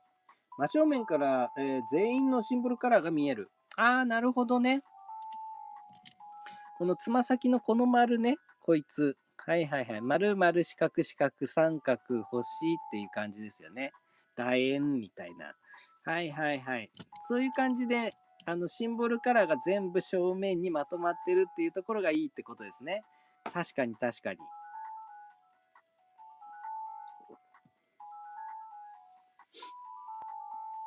チアンさん、デザイナーさん気が狂っただろうな。モールドね。はいはいはい。やっぱこのね、びっちりモールドはやっぱりテンション上がりますね。うん。ものすごくこう、巨大な建造物っていうのを、表現するのにね、非常にこの効果的ですね。素晴らしいと思います。ケイチ君、ピラミッドから発信する調理器モビルとか、きっと最高やん。もうね、めちゃめちゃいいよ。だから、デラックスでは無理だけど、ミニプラだったら全然大丈夫でしょうね。だからどっちか言ったらミニプラを、SMP で出たら大活躍な気がする。だけど、そうなってきたらレッドパンチャーのサイズが足りなくなるけど、うん。いや、でもね、そうそうそう、SMP だったら大活躍かもな。それとあと、僕ですね、このデラックスの他に、ちょっとね、すっごいやりたかったのがあったのが、プラデラのキングピラミッダーと、そこにね、フックトイのハーティーロビン製の、あの、オーレンジャーロボを組み合わせることによって、ちゃんと変形合体して、する、オーレンジャーロボと、キングピラミッダーと、そのキングピラミッダーの中に全部格納できるっていうやつがあるんですよ。あったんですよ。で、ずっとかねてから欲しいな、欲しいなってずっと思ってたんですけど、はい、ついこの間ね、幸運にも両方とも手に入れることできて、そうそう、そんでね、さらにもう一個やりたかったのが、プラデラのね、キングピラミッダーには、あの非変形の調理器モビルと、あと非変形の、あの、レッドパンチャーがついてるんですよ。だから、その非変形の調理器モビルと、ハーティンロビン製の変形合体するオーレンジャーロボがほぼ同サイズなんですね。だから、非変形と変形合体できるやつをこう、チェンジできると。うんうん、コンバートして遊べるよっていうところで、だからね、すごく良かったんですが、さらにプラスして、非変形のレッドパンチャーを改造してですね、ハーティーロビン製オーレンジャーロボに合体できるようにできないかなというのがあって、ちょっとその改造をやりたいなと思っている次第でございます。それができたら、プラデラのやつもちょっとね、近々レビューしたいなと思っているんですけれども、ハーティーロビン製オーレンジャーロボだったら、もうめちゃめちゃ使い勝手いい、使えるかも、この基地。多分全部の調理器モビル、この中に突っ込むことできると思います。そしたらもう基地ロボとして熱いですね。うん。めちゃめちゃ最高だと思います。多分、当時の僕だったら、当時ね、僕が、子供の時に、オーレンジャーロボ世代で、だったら、多分きっとね、いろんなの買ってもらえてなかったと思うから、キングピラミッダーだけ頼み込んで買ってもらって、オーレンジャーロボはハーティーロビン製だったと思います。おそらく。でもね、それで大満足してたと思う。さあ、ということでですね、もうちょっと、このままだと、この、ピラミッド状態でずっと遊んでそうな気がするので、一旦やめときます。よいしょ。さあ、キングピラミッダーは、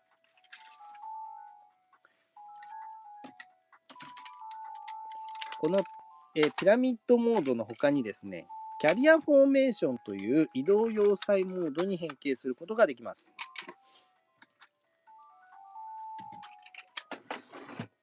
なので、ちょっとそちらをやっていきたいなと思います。よし。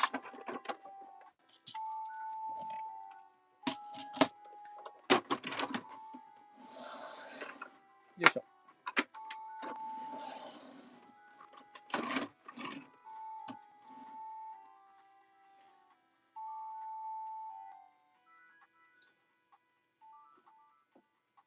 はい、という感じですね。すいません、ちょっと今ね、上からトントントントン言われてるので、ちょっと様子見てきます。少々お待ちください。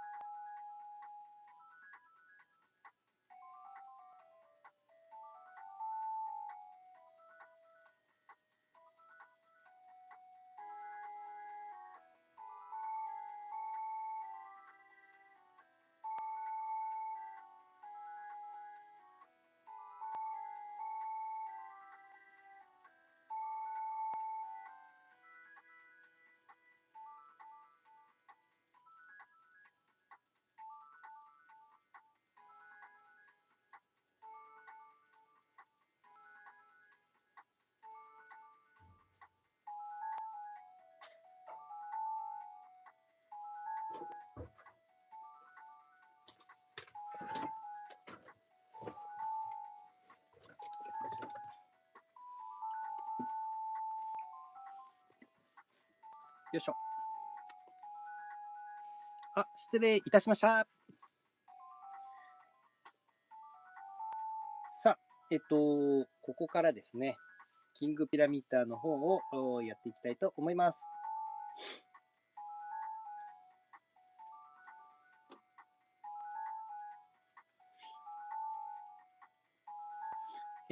まずはですね、こちらのキングピラミッターの方をやっていきたいんですが、まずはキャリアフォーメーションです。はい、こちらは、はい、まずはですね、先ほどもやりましたけれども、このね、先端のところ、こちらにですね、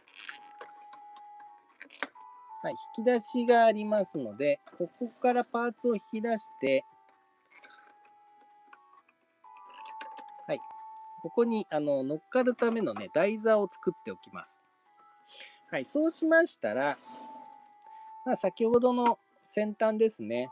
で、こちらなんですけど、まずはですね、腕を後ろ側にこのように持っていきます。ダイナミックですね。このような形で、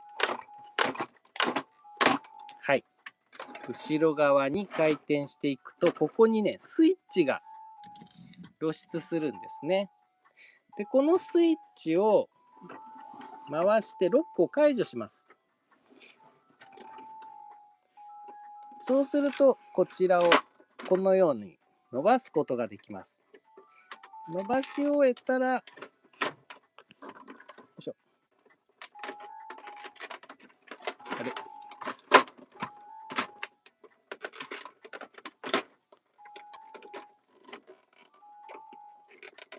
いのかな、いいか。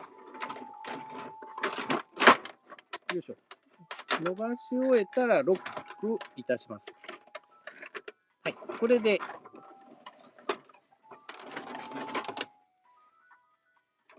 はい、縮まなくなりました。で、そうしましたら、先ほどの先端部分ですね、こちらの方を展開しまして、中の内蓋をここで固定します。はい、レールの中にやると、ちゃんとここで蓋ができるんですね。はい、そうしましたら、こちら背中側の方にですね、ここに、はい、引き出しがあるので、ここを展開して足場を作っておきます。はい。これで、キングピラミッドキャリアフォーメーションでございます。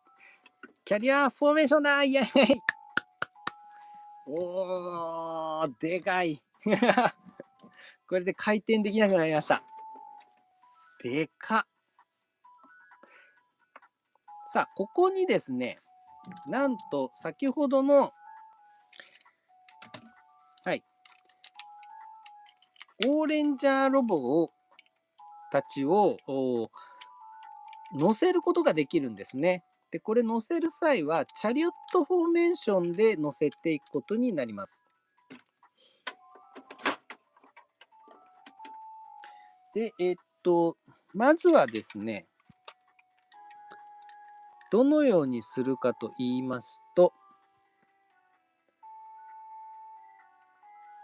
はい。こちらですね、ここら辺の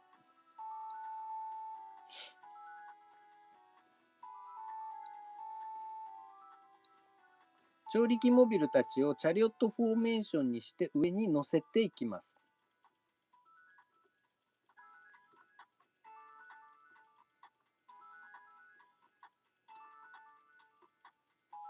まずはドグランダーを鎖を展開しまして、で、タウラスのサイドにチェーンを接続。はい。こういう状態ですね。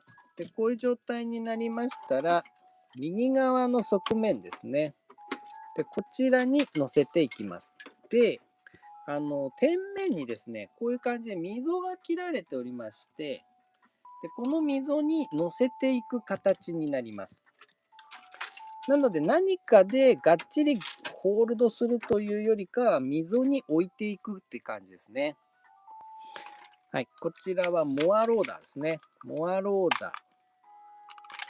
モアローダーのチェーンを展開しまして、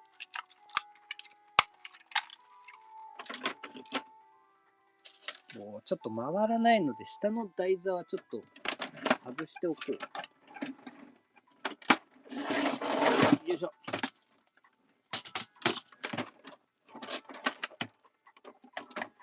いしょ。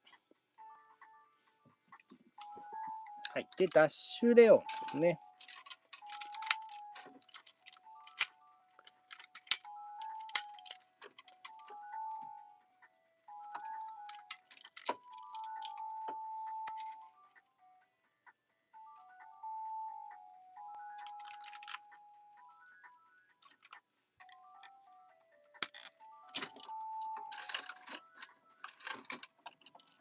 はい、ダッシュレオンにチェーンをつなげまして、で、ダッシュレオンは、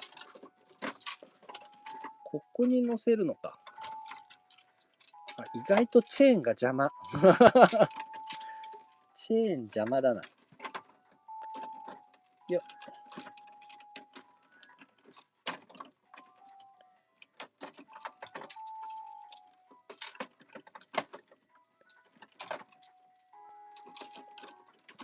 はい。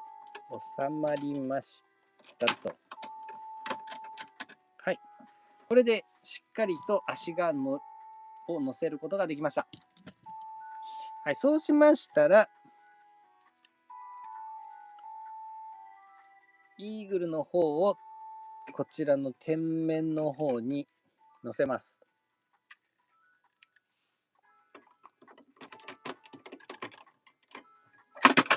おう。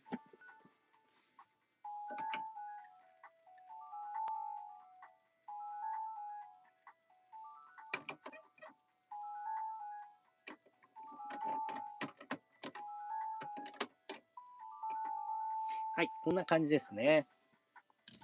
はい、そうしましたら、レッドパンチャーですね。レッドパンチャーは先ほど展開しました足場の方に、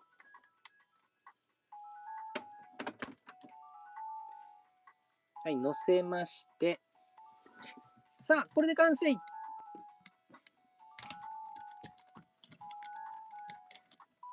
キングピラミッドキャリアフォーメーションだイエーイでかいでかいでかくてどうやって取ればいいかわかんねえ。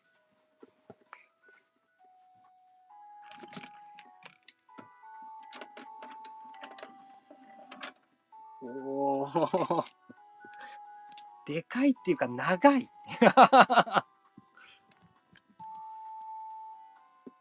こういう感じですね。おおこれです。なんかこのいわゆるそのね戦艦スーパー戦隊の戦艦っていう感じではないんですけれども、はい全てのね超力モビルたちを搭載する空母っていう感じがしますね。うん。でこれ自体はめちゃくちゃでかいんで、うん、すごい迫力があります。またね、これ実は下にコロがあるので、ちゃんと移動要塞としてコロ遊びもできます。ただね、ここテーブルの上ではできません。転がせない。テーブルいっぱいいっぱいぐらいのサイズがあるんで、はい、これ以上動かすことができません。いや、でもね、サイズの暴力ですね。すごいね、満足感はあります。なるほど。だから、このキングピラミッド、ターボビルダーとか、マックスマグマとか、デカベースローブみたいに、各メカを格納して、遊ぶ基地ロボ的なものは、ないんですけれども、こういうふうに、ね、天面に搭載することによって、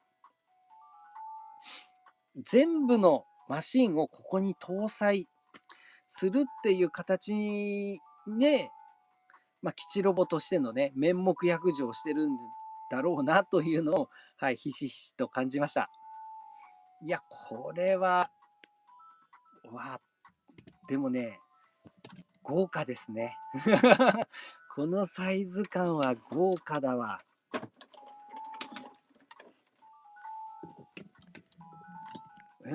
やっぱね、サイズで納得させられちゃうね。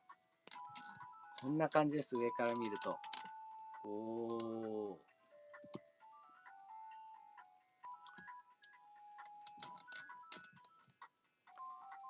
これでね、オーレンジャーたちのロボットを全部乗っけて、こうね、移動できるっていうところが素晴らしいんでしょうね。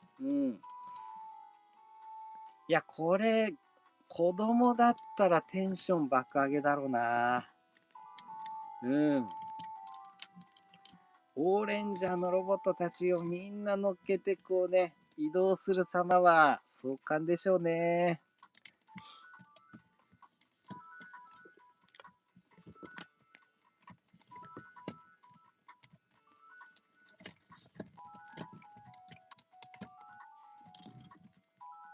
こんな感じですね。上からの画角。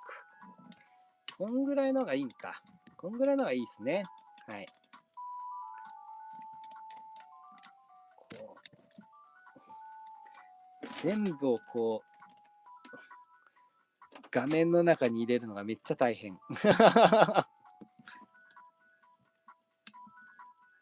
はい、いただきました。サムネ用です。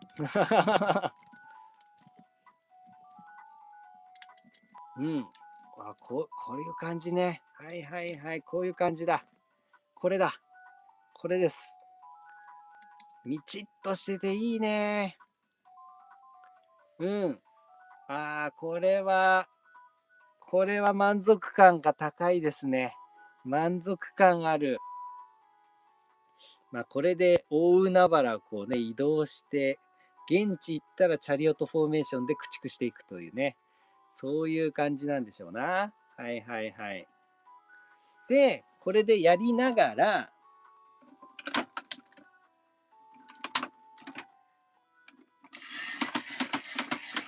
こういうことでしょ。これで殺そうこうさせながら、こういうことをするってことでしょ。あー、なるほどね。なるほど。楽しい。オラオラオラオラオラって感じですね。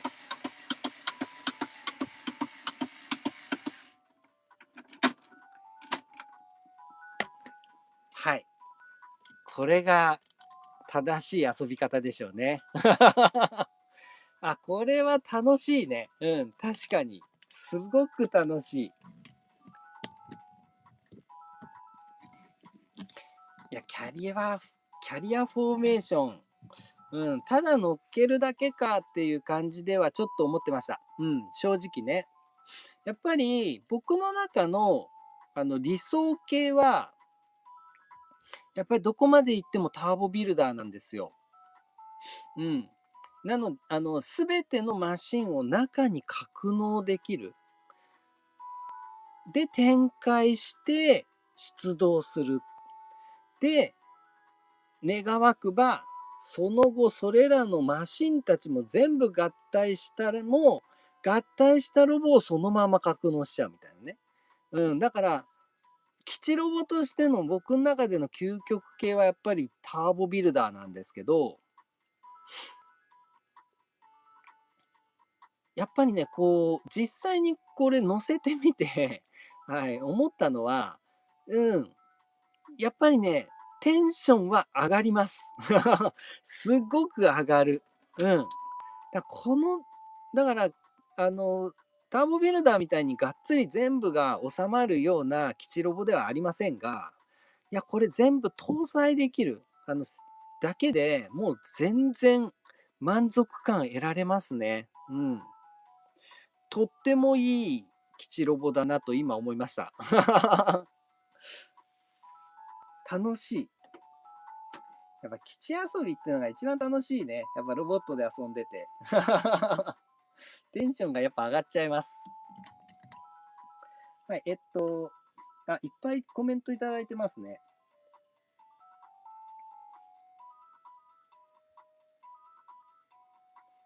えっと、ケイチ君、ピラミッドから発信する調理器モビルとか、きっと最高やん。いやさっきのあれね、ピラミッドからハーティーロビンがね、もしくは SMP ね。いいね。まあ、当時もね、ミニプラがありましたからね。ね、ミニプラオレンジャーロボでもいいかもしれない。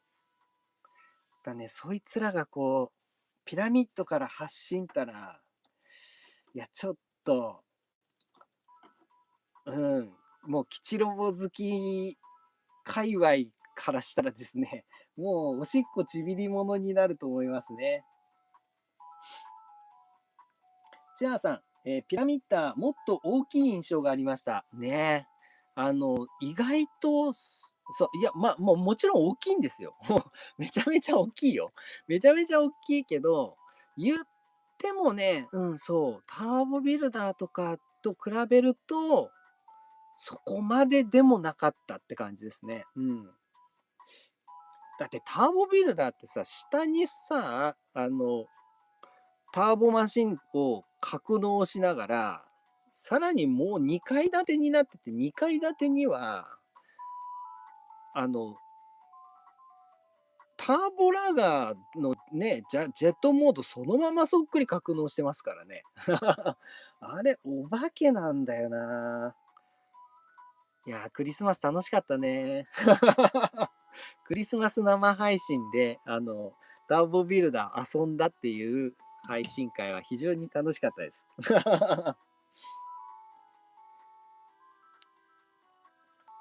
えっと、ケイチ君、オーレンジャーの SMP 出たら、キングピラミッドはすごく欲しくなるかも。ね。ただまあ、どうしてもね、やっぱりこの、今からやりますけれども、やっぱこのね、バトルフォーメーション、ロボモードになった時も全格納するんですよ。で、その時に、このレッドパンチャーと合体する形になるんですよね。ってなった時の、レッドパンチャーのサイズ感的な問題があって、やっぱり SMP がちゃんとキングピラミッダーやるためには、やっぱ SMP 版キングピラミッダーが必要になっちゃいますよね。うん。あくまでもデラックスキングピラミッダーは基地遊び用って感じになりますね。だ結局 SMP キングピラミッダーは必要っていう感じですね。えっと、つとめえなきさん、気を取り直してキングピラミッドはキャリアモードにしていこうよ。中は空っぽだよね。足を長く伸ばして、モアとドグをつなげてグラントータス、腕を上に向いて。ありがとうございます。いろいろお品の実況していただいてありがとうございます。チアンさん、キングピラミッドデザイナーさん、金型職人さん大変だっただろうな。いや、ほんとね。いや、これ結構ね、ワンパーツワンパーツも、分割されてないデカモノのパーツなんです。を結構シンプルに組み合わせてる感じなんですよ。箱組みでね。いや、だからね、1個のパーツを、1個の金型でガッチョンってやるには、モールド多すぎるっていうか、だからかなり精密さを要求されたでしょうね。っていう意味ではすごくね、贅沢な玩具なのかもね。だって実際これ当時で1万5千円ぐらいしましたもんね、これ。いや、そう考えるとちょっと贅沢なあれですよね。うん。つとめえなきさん、レッドパンチャーを、真後ろに乗せる。はい、ありがとうございます。ケイチ君、バスターまで含めて搭載できるのがいいな。確かにね。やっぱこのレッドパンチャーも合わせてのだからね。あの、デカベースロボは、デカバイクロボは含まれなかったからね。うん。あの、無理くりね、移動要塞モードの時の隙間にこうグッとね、僕ね、生配信の時はグッと、中に絡めて、デカベースロボに、デカバイクロボも搭載できました、みたいなね、キャリアフォーメーション的な感じのものをやりましたけど、ね、こちらはもう強化合体ロボ用意まで全部含めての搭載感なんで、そういう意味では最初からこれをやってくれてるのは素晴らしいですね。うん。つとめえなきさん、ドグはタウラス、モアはレオン、フェニックスの翼を広げて、ありがとうございます。実況いただきまして。はい、ということでですね、こういう形で、いやー、やっぱりいいね、戦艦系は。戦艦基地系はいいですね。非常に、気持ちが盛り上がります。さあ、ここからです。ここから、さらにもう一段いきまして、バトルフォーメーションいきたいと思います。いやー、楽しいな。やっぱこうやってね、乗せたり、中に格納したりして遊ぶのが一番楽しいね。はい、この超巨大なピラミッド戦艦が、はい、変形しまして、バトルフォーメーションロボモードに、はい、変形させていきたいと思います。はい、それでは、行くぞバトルフォーメーションださあ、ここからバトルフォーメーション行きましょう。まずは、こちらですね。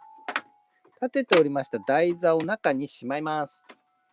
そうしましたら、こちらのフロントの部分ですね。こうやって開きますと、はい、こんな感じで、つま先になりますので、展開しておきます。はい、そうしましたら、こちら、ぐわっと起こします。あれ、よ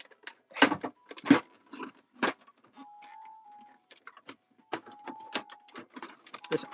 ぐわっと起こします。よいしょと。おお、重い。重い。さすがにでかいっすね。さすがにでかい。おっとっと。よ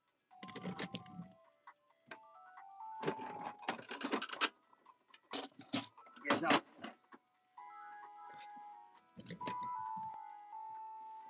もうちょいこっちか。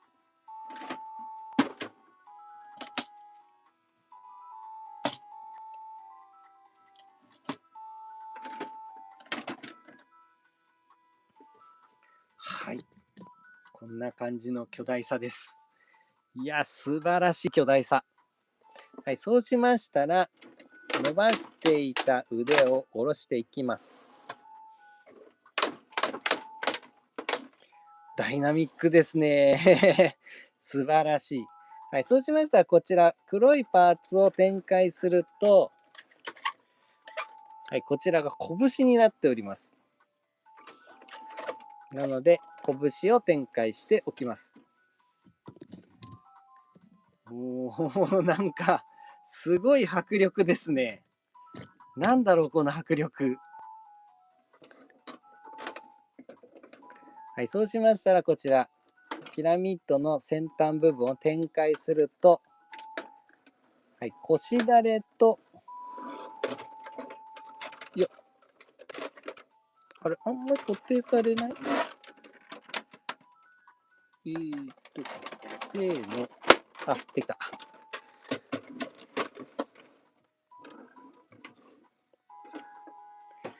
はい。腰だれと、胸の印象的なね、クリアパーツが出てまいります。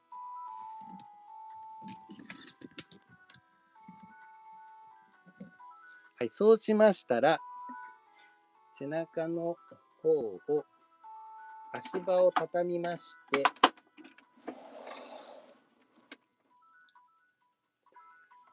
こちらを背中を展開します。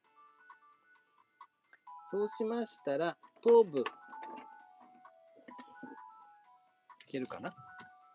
こちらに頭部がありますので、こちらを、はい、上げておきます。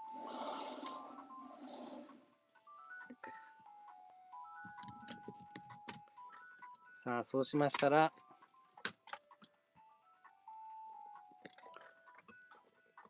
頭部を展開。さあ、これで完成。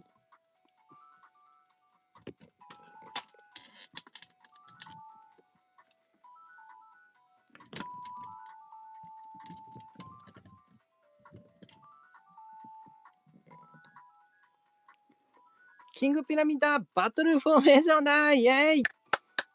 おおかっちょいい。かっちょいいというか、すごい迫力。めちゃんこすごいね。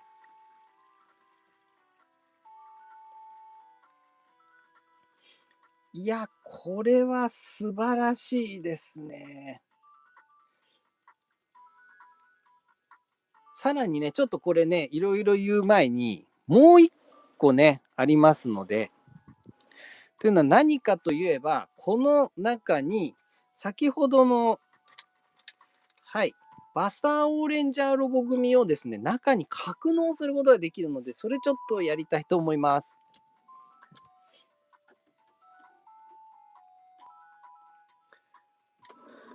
まずはですね、こちら。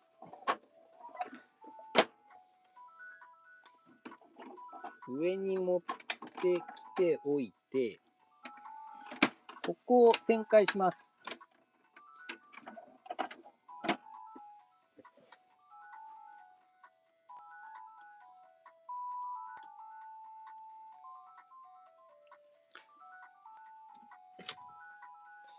そして、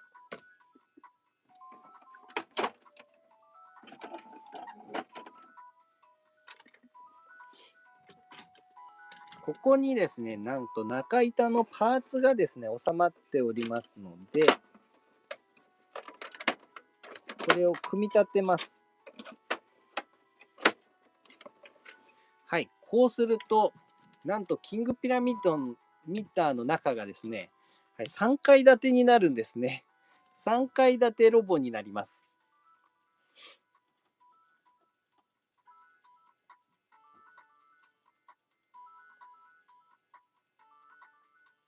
はい、そうしましたら、この3階建ての中に、先ほどの、はい、オーレンジャーの、調理器モビルを入れていきたいと思います。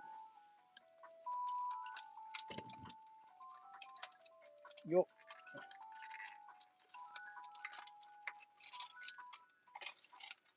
まずはですね、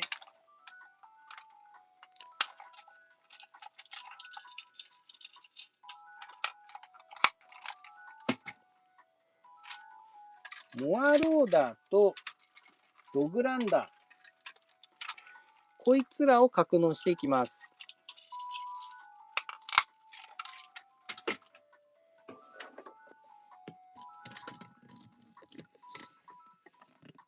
はい。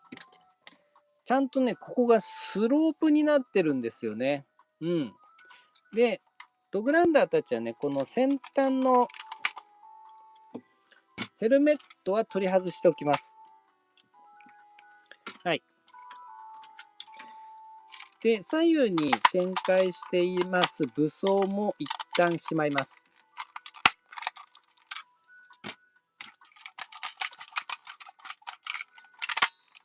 はい、こういう状態にしておきまして、中に格納。はい、キャリキャリキャリキャリキャリキャリキャリっと。はい、こちらもキャリキャリキャリキャリキャリっと。おー、ぴったりんこ、ぴったり収まります。はい、3階建ての1階部分は、この足組みで収まりました。ね、次、2階建ての部分で、2階部分ですね。この2階部分には、はい、このグランタウラスですね。この子、牛ちゃんが乗ります。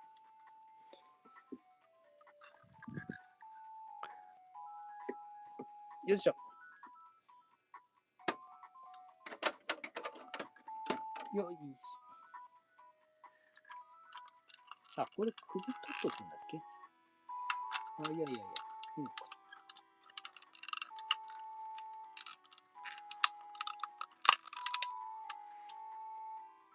このまま、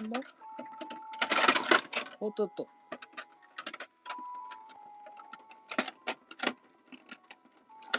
これはまんないよね。ーっと、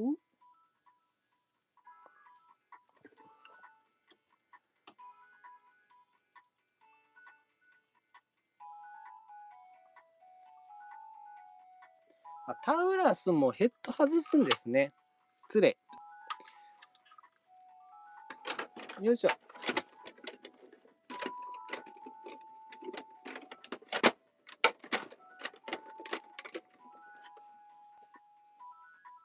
あ、失礼。さらにここを縮めるんだ。この状態です。あ、ということは縮めてヘッドをつけてればいいんだ。こういう状態ですね。こういう状態で中に格納。あ、入った。あ、入りました。あ、よかった。はい、入りました。結構余裕がありますね、2階は。まだいろいろ乗せられそう。はい、次、3階建て部分ですね。で、3階建て行く前に、はい、1階、2階はこれで埋まったので、これで蓋をしておきます。はい、そうするともうね、完全に箱の中に入った形になるんですよね。おー、これ気持ちがいいね。はい、完全に箱の中に格納されました。そうしましたら足場を下ろしておきます。はい、こんな感じですね。はい、そうすると背中の空洞が伽藍洞が見えておりますが、さあ、ここからですね。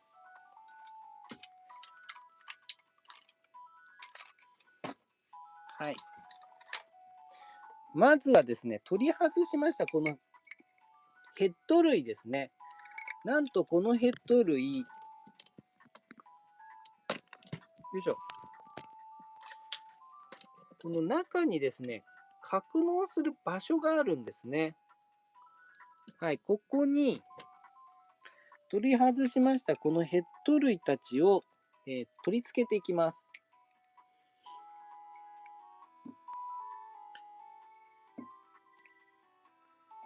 よいしょ。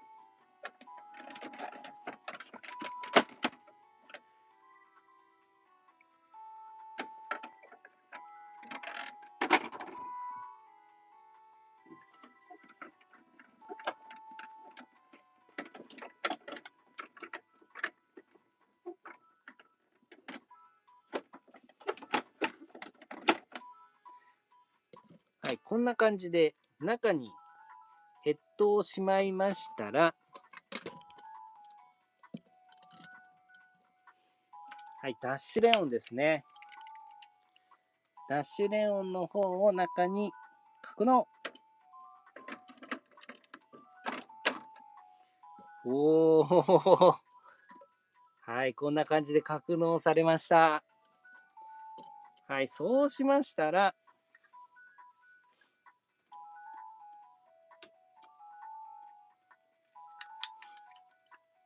はい、スカイフェニックスですね。スカイフェニックスが、この上のですね、このスリットの中に突っ込みます。いくぞ、突っ込め。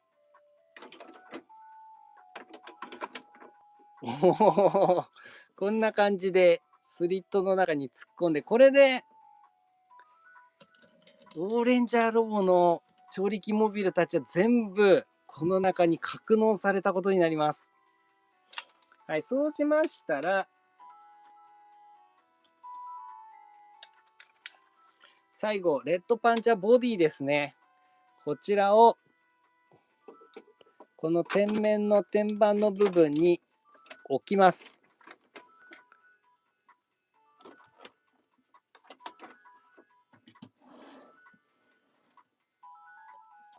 あ、逆か。こっちですね。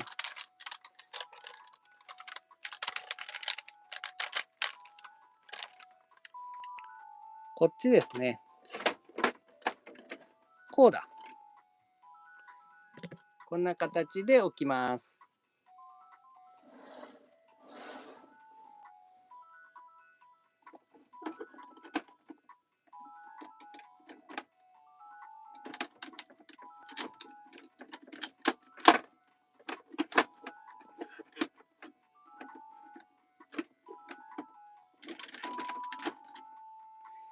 さあ、これで完成。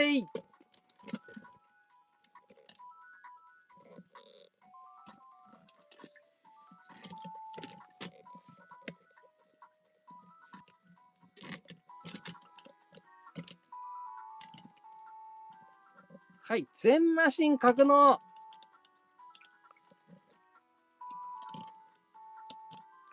格納。キングピラミッドバトルフォーメーションだ。イェイ。おー、これです。これが究極の姿。おー、かっこいいというか、ド迫力。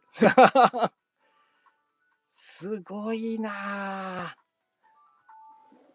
やっぱりね、このキングピラミッド言うて、こう起き上がっただけというか、いや、でもそれでもね、マックスマグマにしたって、ね、ターボビルダーにしたって、やっぱり結局起きただけっていう感じで、箱が起きたっていう感じのロボなんで、まあそういうのから比べるとね、やっぱだいぶロボ、ロボチックになってるというかね。うん。いや、やっぱりね、ファイブマンのマックスマグマ味を感じますよね。うん。潔い箱ロボ感があるんですけど、いやいやいや、この中にですよ。中に強化スーパー戦隊ロボのマシンが全部格納されてるって考えると、いや、これすごい話ですよね。この中に全部入ってるんだから。いや、もうこれすごいことですよ。いやだから、さっきのキャリアフォーメーションも、背中の部分に、中敷きの板が入っていれば、床面があれば、あのボディの中に全部の調力モビルは収まったっていうことなんですよね。それが収まるだけの空間があったんです、ボディの内部に。そう考えると、夢がありますよね。やっぱりお前も格納できたんかいっていうことですよ。やっぱこう格納できるっていうのが素晴らしいですね。うん。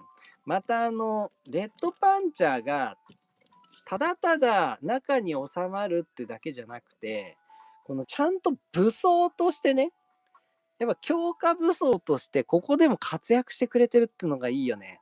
だから当然この状態でも、これができるわけだ。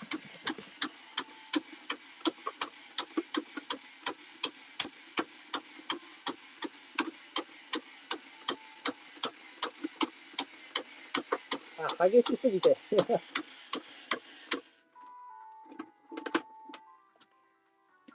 激しすぎて首が維持できないいやー、でもこれいいですね。そしてさらに、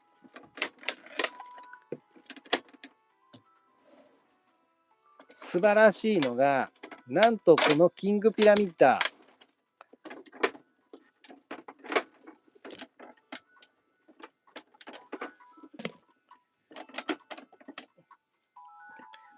腕がね、はい、前にスイングするとともに肘も曲がるんですね。で、また拳もロールがあるんで、いや、意外とすごい迫力ですよ、これ。この腕。そもそも腕長いんですよ。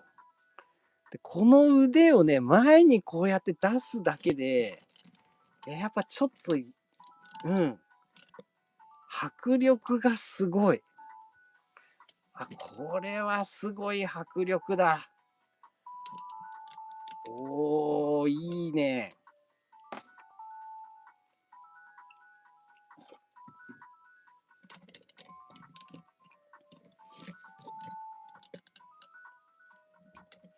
これは楽しい。うん、楽しいね。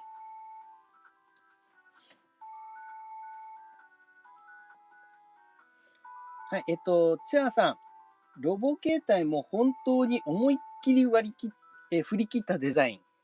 いや、もう本当そうね。一応ね、このね、キングピラミッダーが、ね、超古代文明がね、そのまま直接残したね、遺産的ロボなんで、まあ、究極のね、戦闘力を誇るロボになるんですけれども、いや、そのね、威厳を、まさにこのデザインで表しているかのようですね。めちゃくちゃかっこいい。またこのね、大ぶりなクリアパーツがまたね、いい味出してるんですよ。特別なね、この力を秘めている感をこう結構表現できてると思います。ただのね、箱ロボじゃんと思いきや、いや、この迫力は楽しいですね。はい、チェアさん、見えなくとも入っていることに意義がある。おっしゃる通りですね。この中にね、格納されてるんだっていうのを、はい、このね、感じていられることが全てなんですよ。うん。例えばね、ターボビルダーにしても、いや、ね、スーパーターボロを中に入れちゃって、完全に隠れちゃってんじゃんって言うんですけど、窓の、胸の小窓から見えるんですよ、中が。中にスーパーターボローが入ってるっていうのが、はい、わかるんですね。ここに命が吹き込まれてるってことなんですよね。うん。で、このキングピラミッドにね、至っては、このね、でかいこのレッドパンチャーのね、肩キャノンがこうくっついてるっていう段階でもう素晴らしい主張をしてくれてますからね。またこの背中が結構ガランドなんで、ここの中からね、覗けるっていうのもね、一旦熱いものがありますよね。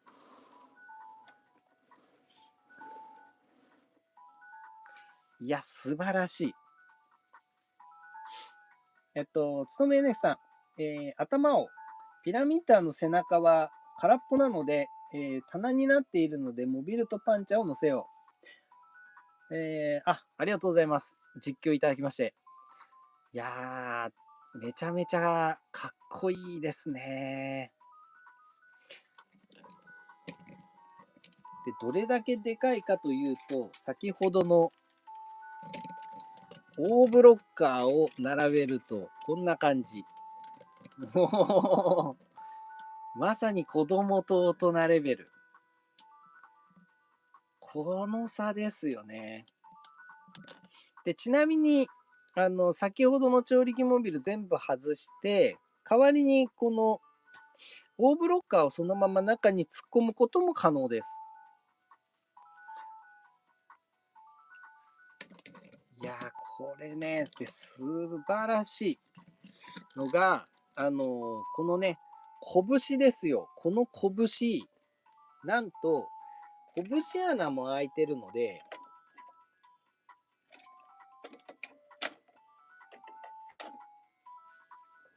こういうふうにね、武器を持たすことも可能なんですね。やっぱりね、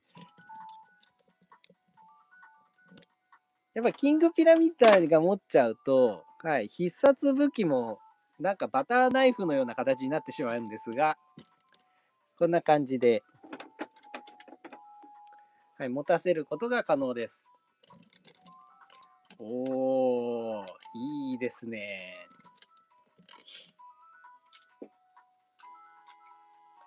はい、そしてですね、今回ちょっとやりたいなと思っていたことが一個あるんですよ。でね、それが何かっていうと、まあ、キングピラミッドは非常に素晴らしい。このね、キングピラミッドはね、非常に素晴らしいんですが、やっぱりこのね、武器が、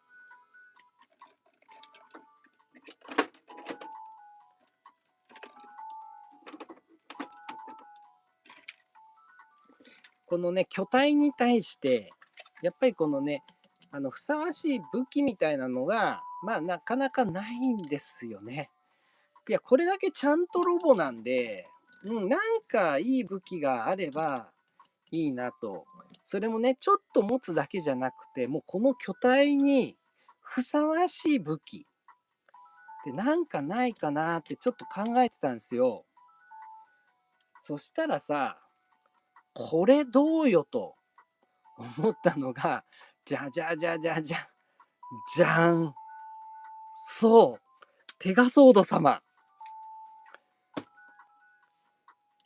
これ結構僕、あんまり、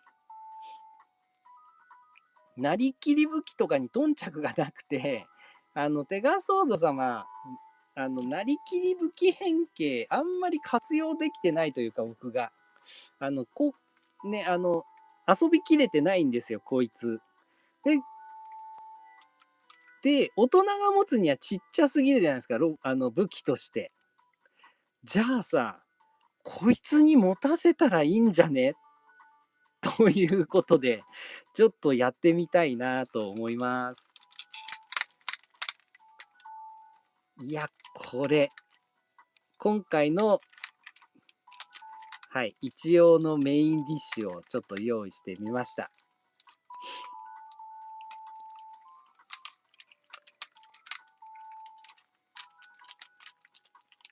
よいしょ。このテガソードの武器モードですね。このテガソードの武器モードをやっていくということですね。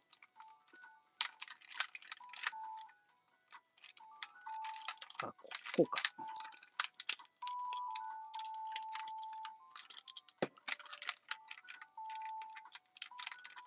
こうか。はい、こういう感じですよね。右腕に、さあ、いや、結構偉そうなこと言ってますけど、今初めてやります。モテるかどうかは知らないよってことです。今、ぶっつけ本番でやるよってことです。さあ、できるかな？どうだろう？さあ、持たせてみます。いくぞ！あー！惜しい！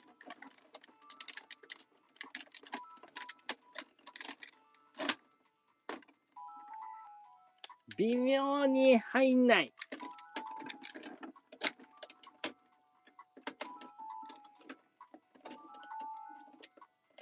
残念。こういう感じで持てないかなって思ってたんですけど、ここがちょっと分厚かった。あとね、ほんの数ミリ。数ミリは言い過ぎか。いや、でも数ミリだよ。あと5ミリちっちゃければ持てたな。くそー。コラボレーションしたい。なんとかならんか。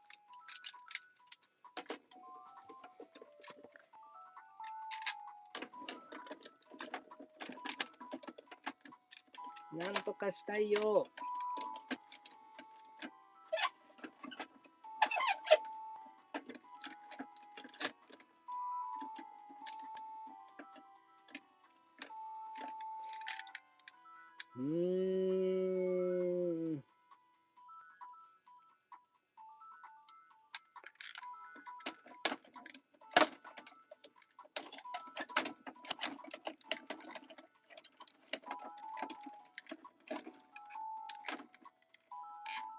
よし。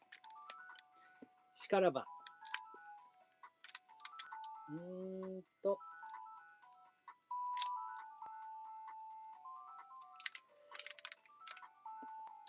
このサイズは多分、これではきついだろうな。いけるのかな。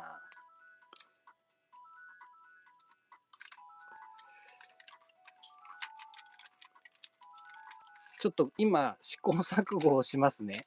試行錯誤させてください。やってみます。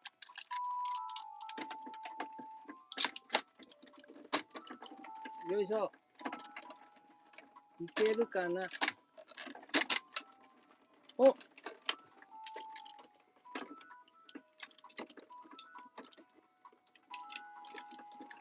意外といけるか。意外といってくれ。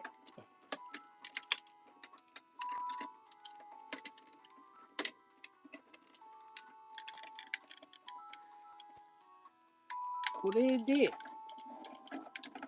さらに、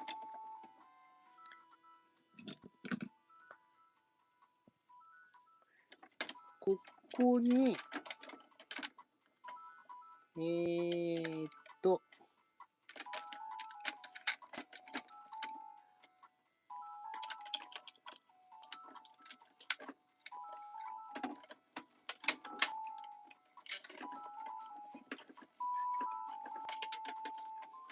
これを通して、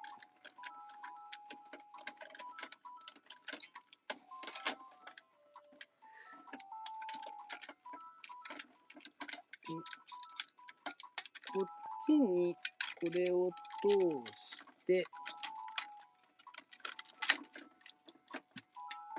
よっ。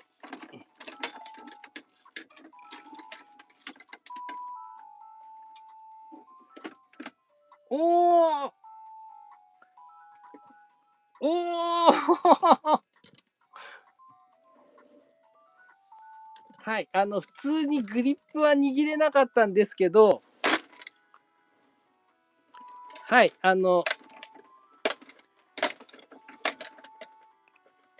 当チャンネルの必殺兵器、輪ゴムを使いましてですね。おーやったどー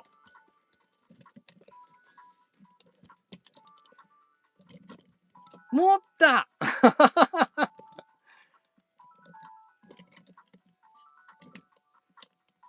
持てたやった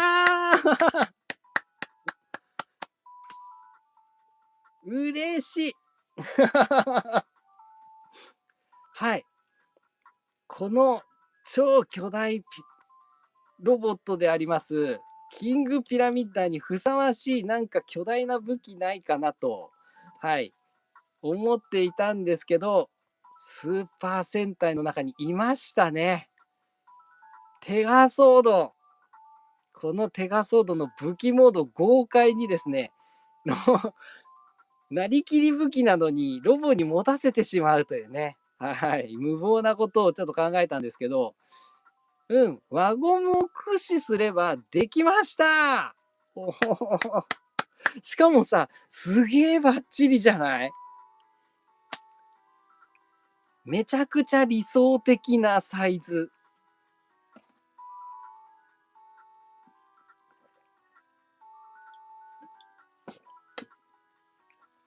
あ、これは素晴らしい。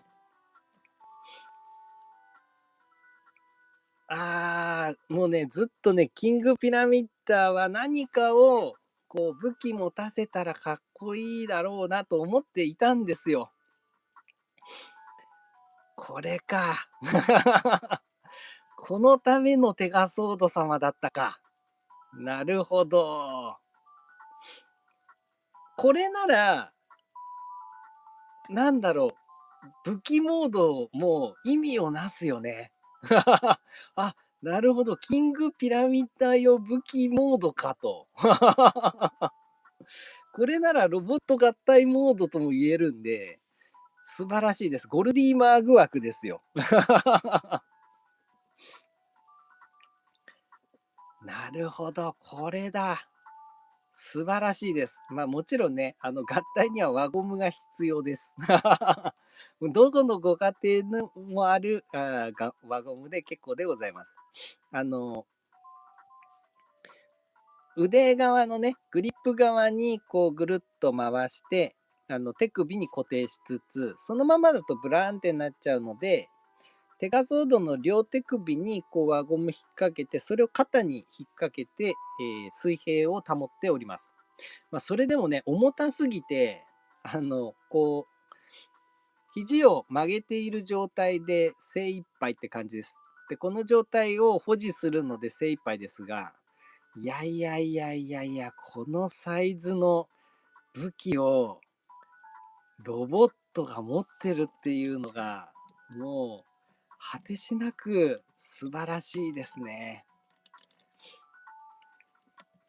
これはちょっと、テガソード、一番の使い道なんじゃないの？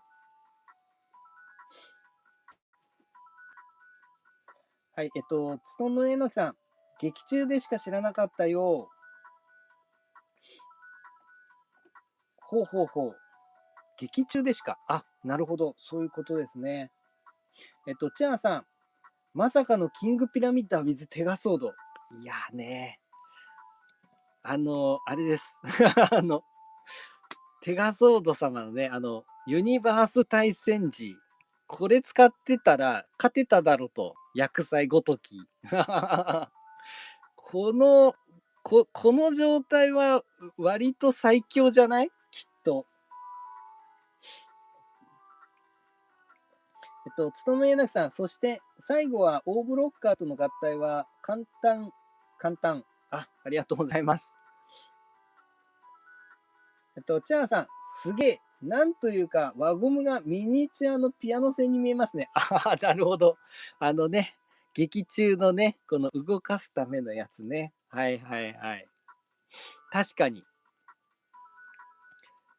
いや、嬉しいな。またね、このね、腕がこうやってね、表情でついてくれるから、なんかこうね、格好がつきますよね。構えをしてるような感じがして。チャーさん、ロボットベースにギャバリオントリガーを持たせるみたいな。確かに。贅沢だね。ロボットベースは贅沢ですよ。もうね、僕もね、ロボットベース欲しくてしょうがなかったですけど、いやー、やっぱ値段には勝てなかったな。ロボットベースはちょっと買えなかったっす。だって原チャリ買えるじゃん。あれね。いや、まあでもね、欲しくなんだろうな。だけど X とかのね、猛者たちはさ、なんか3体とか5体とか揃えてる人いるじゃないですか。すげえよな。ちょっと僕には真似できねえっす。いや、でももうめちゃめちゃいいね。いや、これはスーパー戦隊ロボットここにありって感じです。さあ、そしてね、巨大さっていうことなんで、やはり、いつものね、例のごとく、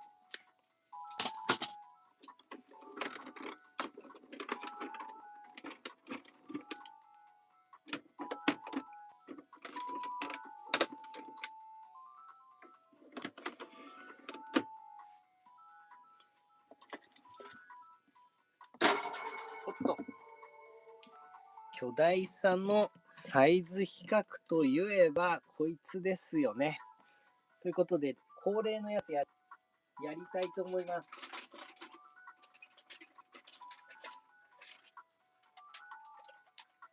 サイズ比較といえばこれだ。ダダダダダダダダダダ。ダダン。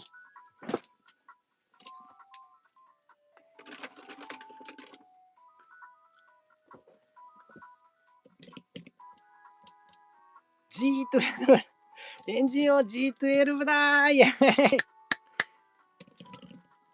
おーキングピラミッダーの方がでかい基地ロボだからね。おー、すげえ。すごい。そして、エンジン大将軍版 G12 かっこいいな改めて見てかっこいいね。そして、大ブロッカ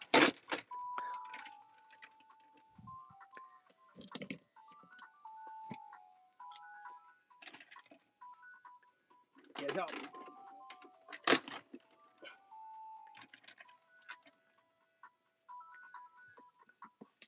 おー。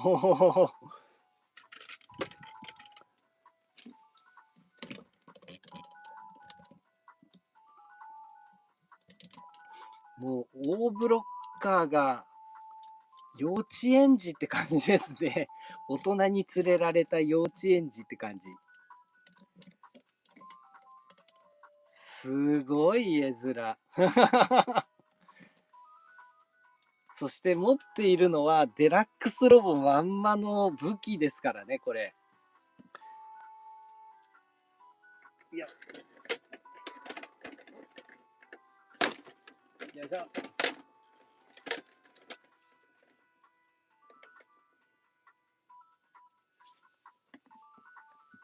おー。なんという。これスーパー戦隊ロボの中でもだいぶ殺意が高い絵面ですね。いやー、これは贅沢な絵面だな。いや、ちょっとこれをサムネにしたいところですけれども、ちょっと趣旨がぶれるので、あれですけれどもね。これはかっこいい。ちょっと満足ですね。すんごい満足感。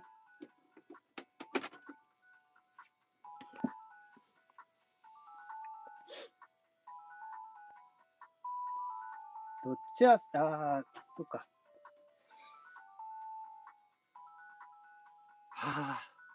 なんか燃え尽きました。燃え尽きた。素晴らしい。いや、今日はもうスーパー戦隊ロボでめちゃめちゃ遊んじゃいましたね。なんという幸せな時間か。やっぱスーパー戦隊ロボット一番っすね。めちゃくちゃ燃える。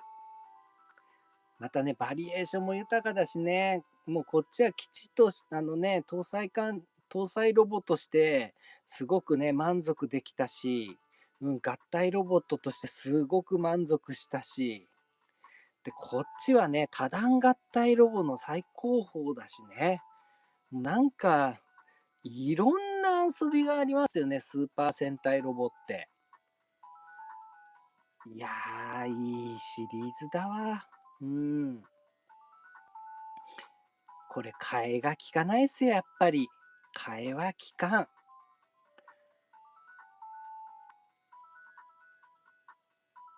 いやー、いいねー。もうね、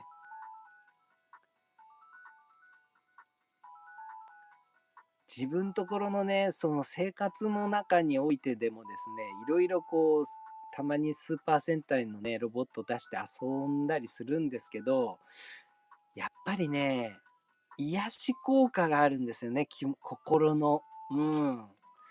やっぱりこのね、スーパー戦隊ロボいじってるときね、やっぱ癒されんだよな。だからね、こう、今までは毎年毎年当たり前のように新しいスーパー戦隊ロボが発売されてたじゃないですか。だからこれがね、とんでもなく贅沢なことだったんですよね。うん。いやー、ちょっと失ったもののでかさもまた感じてしまいましたね。こんなすごいのはもう出てこないだろうな。うん。またこうね、子供たちももうね、伝わらない形でもう進んじゃいましたから、もう巻き返しは難しいんでしょうね。一応ロボットね、子供たちに、見せて遊ばせてっていうところは頑張ってやりましたけど、やっぱり子供たちの世界の中に自発的にロボブームが起こってくれなければ、結局大人が何かをやっても、ね、意味はあんまりなかったんだろうな。そういう意味で言っても、やっぱりこう市場がね、供給されるコンテンツと、いろいろ複雑に問題が絡み合うんでしょうね。願わくば僕たちがね、こうやって生きてきたこの素晴らしき世界の中に、自分の子供たちもね、どっぷり使って、素晴らしい人生を歩んでほしいなと思ったんですけどね。なかなか難しいな。こんなに素晴らしい世界があるのに共有できないっていうね、いじらしさみたいなのを本当に感じますね。チアさん、オーブロッカーがプラデラに見えてしまった。本当だ。もうちびっこオーブロッカーって感じですね。いやー、ちょっとなかなかね、実はね、いろいろこうね、今週もいろいろ深く考察しちゃうようなことがいろいろありまして、うん。なのでね、こういった話ね、込み入った話もね、何かの機会にね、ちょっとバーッと生配信で言ってやろうなんて思いながらいたんですけれども、まあちょっとね、それらの話はまた次回にね、持ち越しまして、今週はこんなね、素晴らしいオーレンジャーのロボットで遊べた幸せをちょっとね、噛み締めたいなと思います。いやー、オーレンジャーのロボットやっぱ傑作でしたね。うん、素晴らしかった。またね、あと来週もいろいろね、やりたいロボット、玩具がいろいろありまして、なんかどれにしようかななんていうふうにね、今ね、すごく悩んでるところなんですけれども、はい、来週もですね、はい、今週に負けず劣らず、素晴らしいロボ玩具をご用意して、はい、生配信したい、していきたいなと思いますので、ぜひぜひ、ご時間がございましたらご参加の方よろしくお願いいたします。いやー、今週は楽しかった。はい。ということで、はい。今週はこの辺でお開きにしたいと思います。それでは、来週の配信もよろしくね。バイバーイ。またねー。